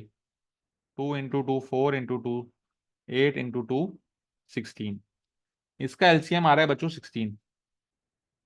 अब पहले फ्रैक्शन में आपके पास यहाँ पे 8 है, अगर आपको 16 चाहिए तो मल्टीप्लाई बाय 2 करना पड़ेगा, तो ऊपर भी मल्टीप्लाई बाय 2 करेंगे। 4 को मल्टीप्लाई बाय 4 करना पड़ेगा, ऊपर भी मल्टीप्लाई बाय 4 करेंगे।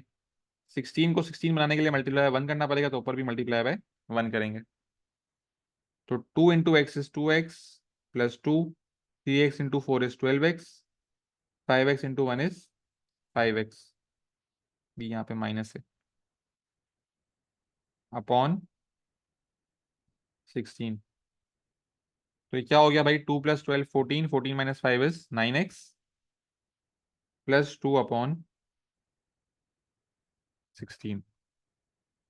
ये हो गया क्वेश्चन नंबर 19। 20 पे जाते हैं भाई। फैक्टराइज। बेटा 4 टर्म्स दी हुई हैं, कॉमन लेके 2 ब्रैकेट बनाने हैं बस। बेटा पहले दो में क्या कॉमन आ रहा है? पहले दोनों में सी कॉमन आ रहा है, तो बच जाएगा 2D + E। अब पहले ब्रैकेट में अगर 2D + E आ रहा है, तो दूसरे ब्रैकेट में भी हमें 2D + E चाहिए होगा। बेटा मैं यहाँ से क्या कॉमन लूंगा कि मेरे पास 2D + E बचे? वेरी गुड, -3 कॉमन लूंगा। बेटा जो बच्चे 3 बोल रहे हैं ना, वो ये मार्क्स भी नहीं ले पाएंगे। -3 कॉमन लोगे तो 2D + E बचेगा बेटा। तो दो ब्रैकेट क्या बन जाएंगे, C - 3 और 2D + E। बेटा 1 मिनट दे रहा हूँ, पार्ट भी ट्राई कर लो। 1 मिनट दे रहा हूँ बेटा, प्लीज सब पार्ट भी ट्राई करो, 2 मार्क का सवाल है।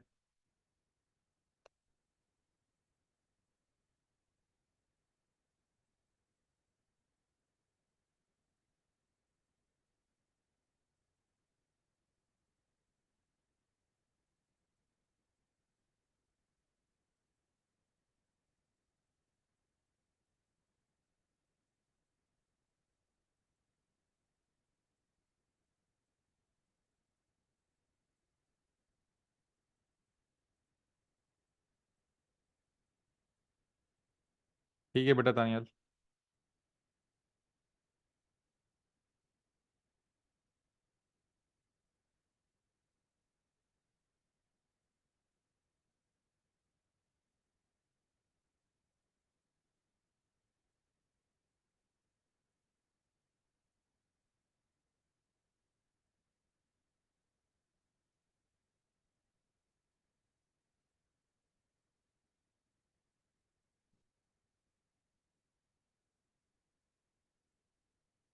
दूल्हा बेटा 1 मार्क मिलेगा आपको 2 में से।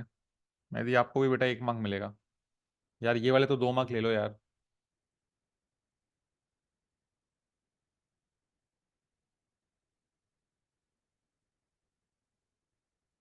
बेटा पुराने टॉपिक्स रिवाइज करो यार।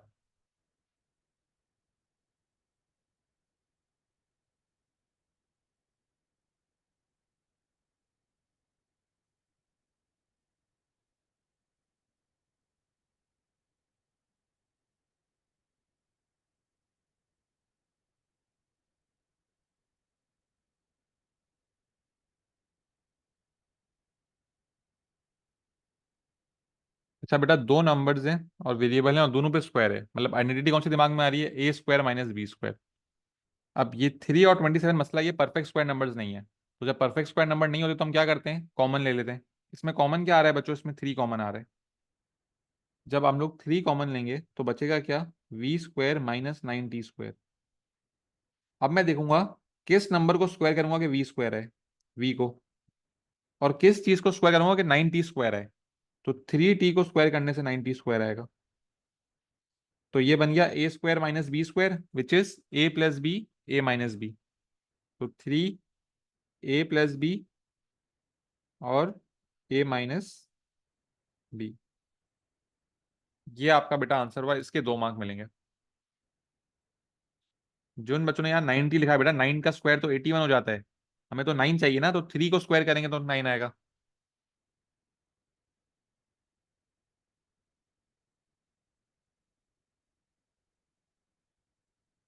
बस जिन बच्चों को ये कॉन्सेप्ट क्लियर नहीं है वो एलजेब्रा की क्लास 3 की रिकॉर्डिंग देख लें, उसमें मैंने 7 सवाल कराए हैं, इसके 7 एग्जाम्पल्स हैं।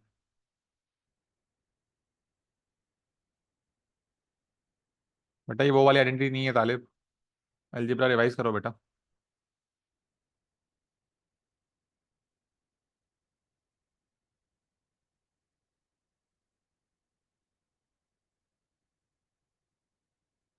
अच्छा भाई, क्वेश्चन नंबर 21 मेंसुरेशन का आगे।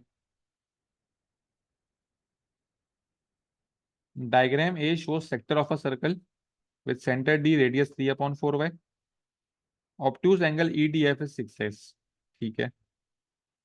The sector angle is X, radius is Y. ठीक है। The length of the major arc E F, ये जो आपके पास आर्क है E F, is 9 times the length of the arc Q R. ठीक है। अच्छा, अगर आप लोगों को आर्क लेंथ का फॉर्मूला याद है सेक्टर का, तो आप लोग ये सवाल आराम से कर लोगे। फॉर्मूला क्या है मैं यहाँ पर लिख देता हूँ भाई। Theta upon 360 multiply by 2 pi R. ये मैंने यहाँ लिख दिया भाई। ये मेरे पास फॉर्मूला है। अब ई एफ की आर्क लेंथ निकालते हैं पहले भाई। ई एफ की आर्क लेंथ निकालने के लिए मुझे ये वाला एंगल चाहिए होगा पहले तो। बेटा ये अंदर वाला एंगल कितना आएगा? कोई मुझे बता सकता है ये अंदर वाला एंगल कितना होगा बेटा?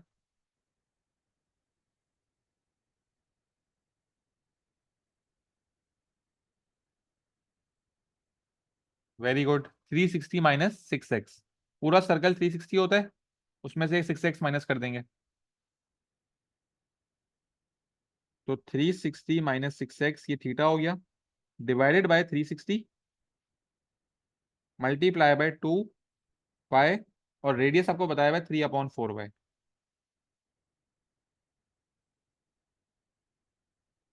Is equal to 9 times the length of Q R. तो पहले तो मल्टीप्लाई 9 से मल्टीप्लाई कर लेंगे। अब लेंथ ऑफ क्यू आर, तो थीटा यहाँ पे एक्स है, x/360 मल्टीप्लाई बाय 2 पाई, और रेडियस यहाँ पे वाई। ठीक है। ई एफ जो है वो 9 टाइम्स था क्यू आर के, तो क्यू आर को मल्टीप्लाई बाय 9 कर दिया, अब ये दोनों इक्वल हो गए। अब मुझे सॉल्व करके एक्स की वैल्यू निकाल के शो करना है कि एक्स की वैल्यू 20 आ रही है। अब किस तरह शो होगा? बेटा यहाँ पे भी 2 पाए, यहाँ पे भी 2 पाए, कैंसिल हो गया। यहाँ भी वाई, यहाँ भी वाई, कैंसिल हो गया। यहाँ भी 360 है, यहाँ भी 360 है, कैंसिल हो गया भाई। अब बचा क्या? यहाँ से बचा 360 minus 6x multiply by 3/4 is equal to 9x।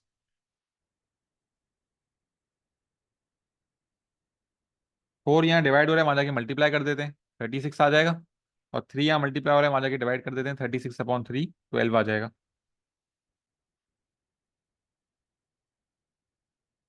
बेटा ये 12x क्लियर है ना? 4 को वहां जाके मल्टीप्लाई करा और 3 को डिवाइड करा, तो 9 × 4 इज 36 डिवाइड बाई 3 इज 12। 6x यहाँ माइनस हो रहा था, वहां जाके प्लस हो जाएगा। 360 is equal to 12x plus 6x। 18x is equal to 360, x is equal to 360 divide by 18 which is 20। क्या लिख देंगे भाई हम लोग? शोन।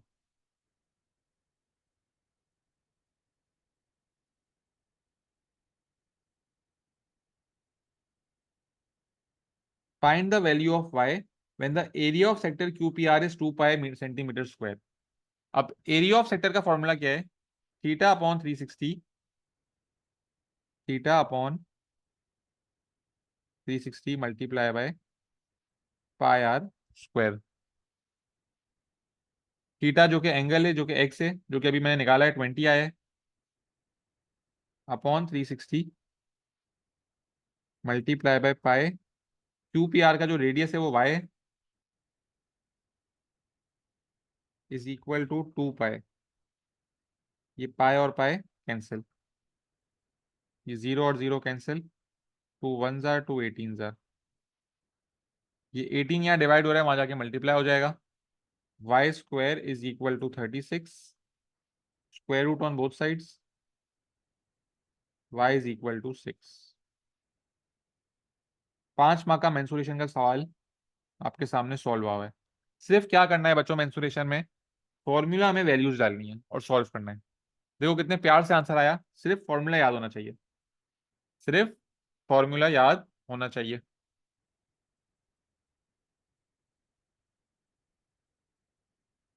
बेटा सब चैट बॉक्स में रिप्लाई कर दें, इसके बाद सिर्फ 3 सवाल बाकी हैं छोटे छोटे। 10 मार्क का पेपर बाकी, जल्दी से रिप्लाई कर दें आप।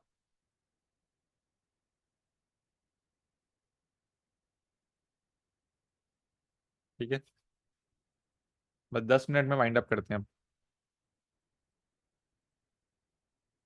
Question number 22।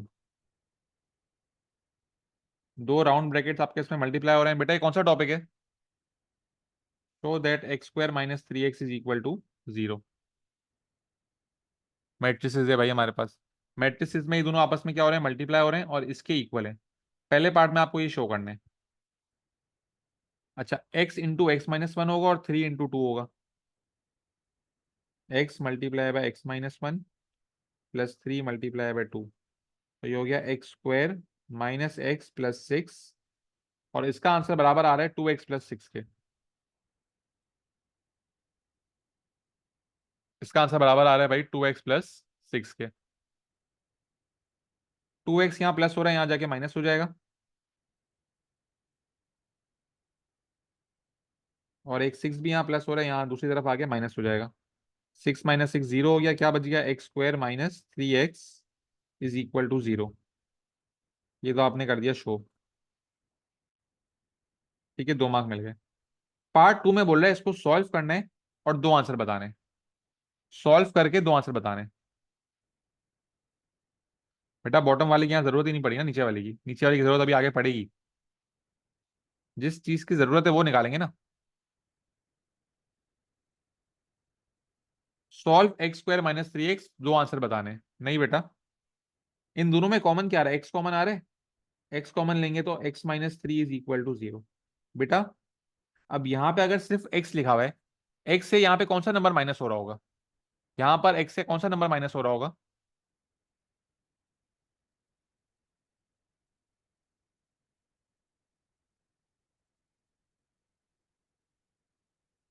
जीरो माइनस हो रहा होगा, कुछ भी नहीं मतलब जीरो, मैंने बताया था, कुछ भी नहीं मतलब जीरो। तो ये बन रहे हैं दो ब्रैकेट, एक्स माइनस जीरो और एक्स माइनस थ्री। और जब भी दो ब्रैकेट मल्टीप्लाई हो रहे होते हैं और इक्वल टू जीरो हो रहे होते हैं, तो दोनों को अलग अलग अलग हम लोग इक्वल टू जीरो कर लेते हैं। ये मैं आप लोगों को सिर्फ लॉजिक बता रहा हूँ, आप लोगों को ये वर्किंग करने की जरूरत भी नहीं है। जब आपके पास ये एक्स इस तरह कॉमन आ रहा होगा ना, तो आपको पता है आपका एक आंसर तो जीरो ही आएगा।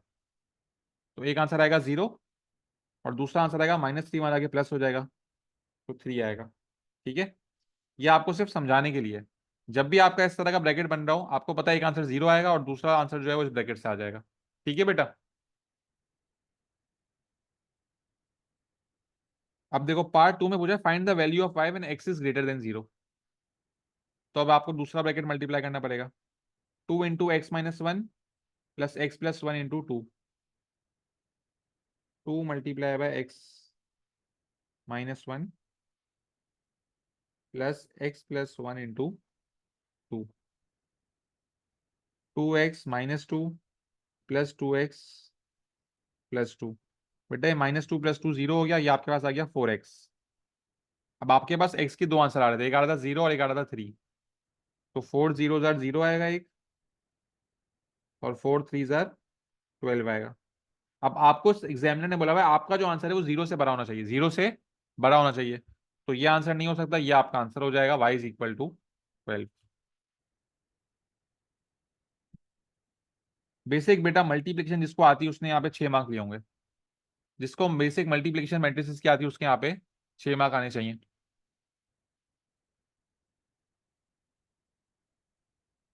कोई सवाल है तो बेटा जल्दी से पूछ लें।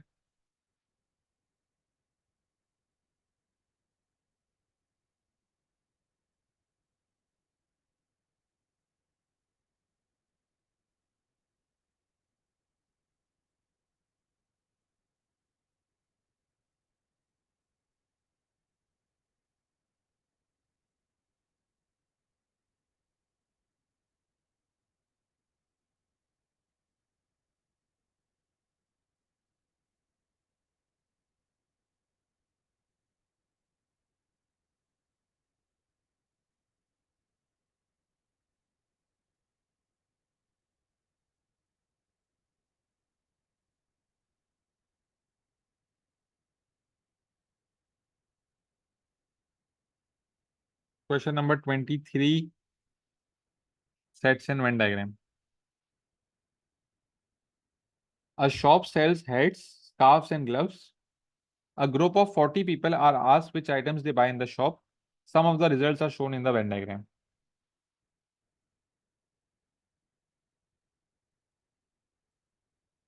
सर थ्री से क्यों मल्टीप्लाई किया? बेटा फोर एक्स आ रहा है ना, एक्स की वैल्यू क्या आई है बेटा, ये बात पढ़ाई ना, जीरो और थ्री। तो एक्स की वैल्यू से ही मल्टीप्लाई करोगे ना, एक्स को सब्स्टिट्यूट करा तो आया आ गया।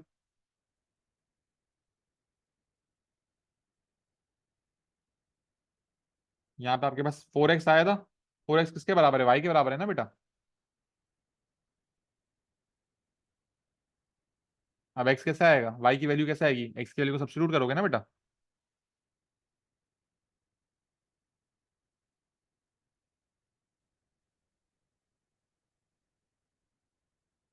अच्छा भाई 40 लोगों का सर्वे, आप लोगों को बताया भाई, 3 लोग सिर्फ हेड ले रहे हैं, 0 लोग जो हैं वो हेड और ग्लव्स ले रहे हैं, 5 लोग कुछ भी नहीं ले रहे, 10 लोग सिर्फ स्कार्फ ले रहे हैं। ठीक है। अब यहाँ पे बोला है two people buy all three items, तो ये टू कहाँ आ जाएगा, टू बीच में आ जाएगा। Those people that buy both a hat and a scarf also buy gloves. जो लोग हेड और स्कार्फ ले रहे हैं वो ग्लव्स भी ले रहे हैं, तो यहाँ इंक्लूड हो ही गए। मतलब यहाँ पे कुछ भी नहीं होगा, यहाँ पे जीरो होगा। बेटा ये बात समझ आ रही है ना। बोला भाई जो लोग हेड और स्कार्फ ले रहे हैं, मतलब जो लोग यहाँ आने चाहिए हेड और स्कार्फ ले रहे हैं, वो ग्लव्स भी ले ही रहे हैं, मतलब वो तीनों चीजें ले रहे हैं, तो वो इधर ही आएंगे। तो कोई बंदा ऐसा नहीं जो सिर्फ हेड और स्कार्फ ले रहा हो, तो यहाँ जीरो आ गया। Four people buy exactly two items. अब एग्जैक्टली टू आइटम की आपके पास ये तीन जगह है, इस पे भी जीरो आ चुका है, इस पे भी जीरो आ चुका है, तो जो फोर है वो यहाँ पे ही आ रहा होगा। और फिर जो लोग बच जाएंगे वो यहाँ आ जाएंगे भाई, पाँच तीन आठ, 18, 20 और 24। 40 में से 24 माइनस किया, 16 लोग बच गए जो कि हमारे पास इधर आ गए भाई।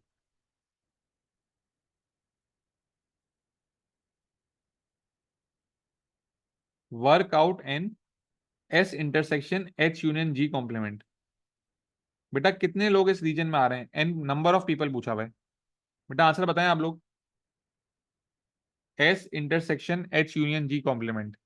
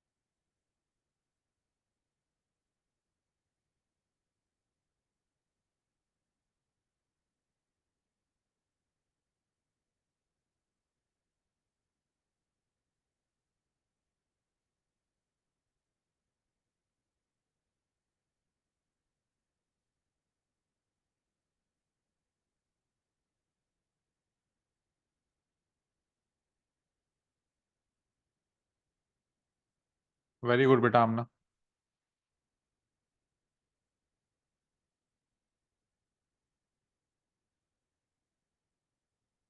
अच्छा बच्चों क्या लिखा हुआ है, H union G complement S intersection. S के अंदर, एच और जी के बाहर, एच यूनियन जी के बाहर। एच यूनियन जी क्या है, एच और जी को प्लस करेंगे तो ये वाला हिस्सा आएगा, ये पूरा हिस्सा एच और जी का है। हमें बोला हुआ है एच यूनियन जी कॉम्प्लीमेंट, मतलब इसके बाहर, और इंटरसेक्शन एस, एस के अंदर और इस जगह के बाहर। ये 10 लोग ही आ रहे हैं। ये जो जगह है ये एच और जी के बाहर है और एस के अंदर है, तो आंसर क्या होगा, 10।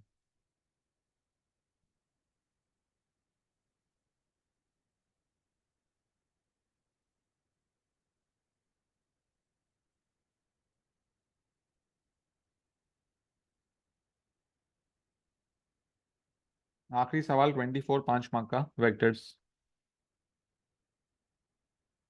ओ A B is a triangle, P lies on AB such that AP is to PB is 2 is to 3, OA is 4A, ठीक है, OP is 3A plus 2B, find in terms of A and B, give your answer in its simplest form. AP, A से P जाना है। अब बेटा अगर आपको A से P जाना है तो आप इस तरह तो जा नहीं सकते, क्योंकि इसका तो कोई वेक्टर आपके पास है नहीं। A से P जाने के लिए आपको पहले A से O जाना पड़ेगा, और फिर आप लोग O से P जाओगे।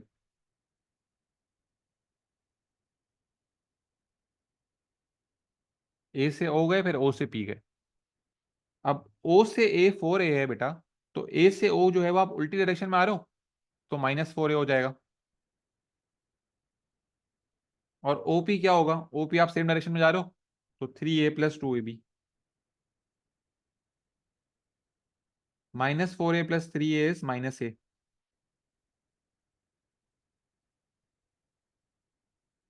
-A + 2B। पहला पार्ट तो सीधा सीधा आंसर आ गया आपके पास। पार्ट बी में आपसे पूछा हुआ है ओ बी।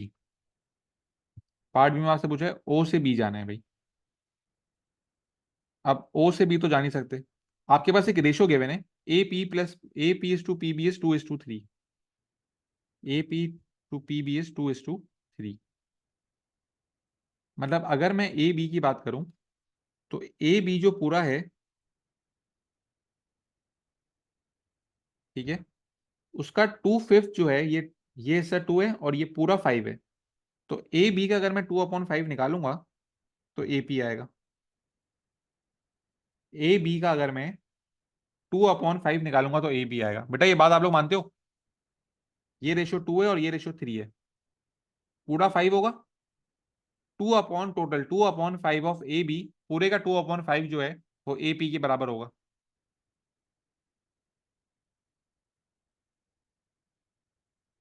ठीक है, तो 5 यहाँ डिवाइड हो रहा है, वहां जाके मल्टीप्लाई, 2 यहाँ मल्टीप्लाई हो रहा है, वहां जाके डिवाइड। ए बी कितना आ जाएगा, ए बी आ जाएगा 5/2 of A P. A P का आंसर आपने ऊपर अभी निकाले, तो A B is equal to 5/2 of -A + 2b। तो ए बी कितना आ गया भाई? ए बी आपके पास आ रहा है -5/2a। 5 2 ज़ा 10, 10 divide by 2 is 5 plus 5b। ये आपके पास आ गया बेटा ए बी का आंसर। आपसे मांगा है ओ बी। तो ओ बी क्या होगा बेटा? O A plus A B. O A plus A B. O B क्या हो जाएगा बच्चों? ओ ए प्लस ए बी। ओ से ए क्या है बेटा? ओ ए, फिर ए बी गए। ओ ए दिया हुआ है आपको, ए बी आपने यहाँ पे रेशो के मेथड से निकाल लिया। तो 4a प्लस ए बी आपको दिया हुआ है -5/2, मतलब -2.5a plus 5b। Plus minus minus 4 -2.5 is 1.5। 1.5a plus 5b। ये बेटा आपका आंसर हो गया। 1.5 को आप 3/2 भी लिख सकते हो, 3/2a प्लस 5b। 3 मार्क मिल गए। बेटा जब भी डायरेक्टली आंसर नहीं आ रहा होगा ना, और एरोस नहीं जा रहे होंगे, तो रेशो मेथड अप्लाई हो रहा होगा। रेशो आपको दिया हुआ होगा एग्जामिनर ने सवाल में। ये आपने रेशो बनाया, इसकी वजह से आपने ए बी निकाल लिया। और आपको पता है, अगर आपको ओ से बी जाना है तो आप ओ से ए जाओगे और फिर ए से बी जाओगे। ओ से ए दिया हुआ है, ए से बी आपने रेशो से निकाल लिया था, दोनों को प्लस किया, आपके पास ओ बी आ गया। फाइनल सवाल। Q is the point on OA such that QP is parallel to OB. QP is parallel to OB. Find QP. Q इस लाइन पे है कि QP जो है वो OB से पैरेलल है। मतलब ऐसी स्ट्रेट लाइन जो है, पैरेलल लाइन बननी चाहिए। यहाँ पे मैं एक ऐसे ही रैंडमली लाइन बना रहा हूँ, क्यों कहीं इधर होगा, ठीक है। और ये लाइन जो है वो आपस में पैरेलल चल रही है भाई। अब पैरेलल लाइंस में आपके पास एक रेशो होगा। ये 2 है, ये पूरा 5 है। यहाँ पे भी आप ये बोल सकते हो, ये 2 है, ये पूरा जो है ये 5 होगा। तो ये चीज 2 है और ये चीज आपके पास 5 होगी। तो आप बोल सकते हो क्यू पी जो है वो ओ बी का 2/5 है। Q P is equal to 2/5 of O B.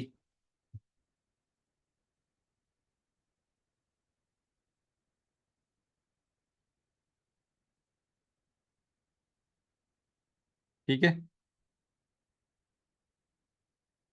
तो क्यू पी 2/5, ओ बी आप लोग पिछले बार में निकाल चुके हो, 3/2a प्लस 5b। अगर 2/5 मल्टीप्लाई बाय 3/2 में करता हूँ, तो ये 2 2 कैंसिल हो गया, 3/5 बचा। तो 3/5a, और 2/5 को जब मैं 5 से मल्टीप्लाई करूंगा तो ये 5 और 5 कैंसिल हो गया, क्या बच गया? 2b। तो ये आपके पास क्यूपी का आंसर क्या आ गया भाई? 3/5a plus 2b।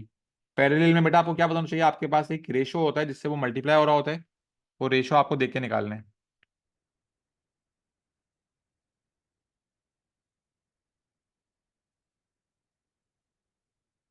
ठीक है, ये आपका आंसर आ गया। पैरेलल थे, आपको ये रेशो चाहिए था, आपने ये रेशो यहाँ से देखा, क्यू पी 2 है और पूरा 5 है, सही है ना। यहाँ पे भी ये 2 था, ये पूरा 5 था। तो ये सभी हमने 2 लिया, ये पूरा हमने 5 लिया। 2/5 को आपने अपने ओबी वाले वेक्टर से मल्टीप्लाई करके आंसर निकाल लिया। यहाँ पे बेटा आपका पूरा पेपर जो है वो कंप्लीट हो चुका है। ठीक है। अब हमारा एक और 2023 का पेपर बचा हुआ है, पेपर 1, पेपर 11, वो हम लोग करेंगे। और फिर हम लोग जो है वो इंशाल्लाह P2 की तरफ जाएंगे। बेटा आप लोग, जब मैं पेपर सॉल्व कर रहा हूँ, आप लोगों को पता है आप लोग कहाँ पे स्टैंड कर रहे हो, कौन से टॉपिक्स आपके वीक हैं, वो टॉपिक्स बेटा रिवाइज करो। ठीक है। रिवाइज करके टॉपिकल के 10 10 15 15 सवाल करो उनके। ठीक है। ताकि आप लोग उन टॉपिक्स में और स्ट्रांग हो।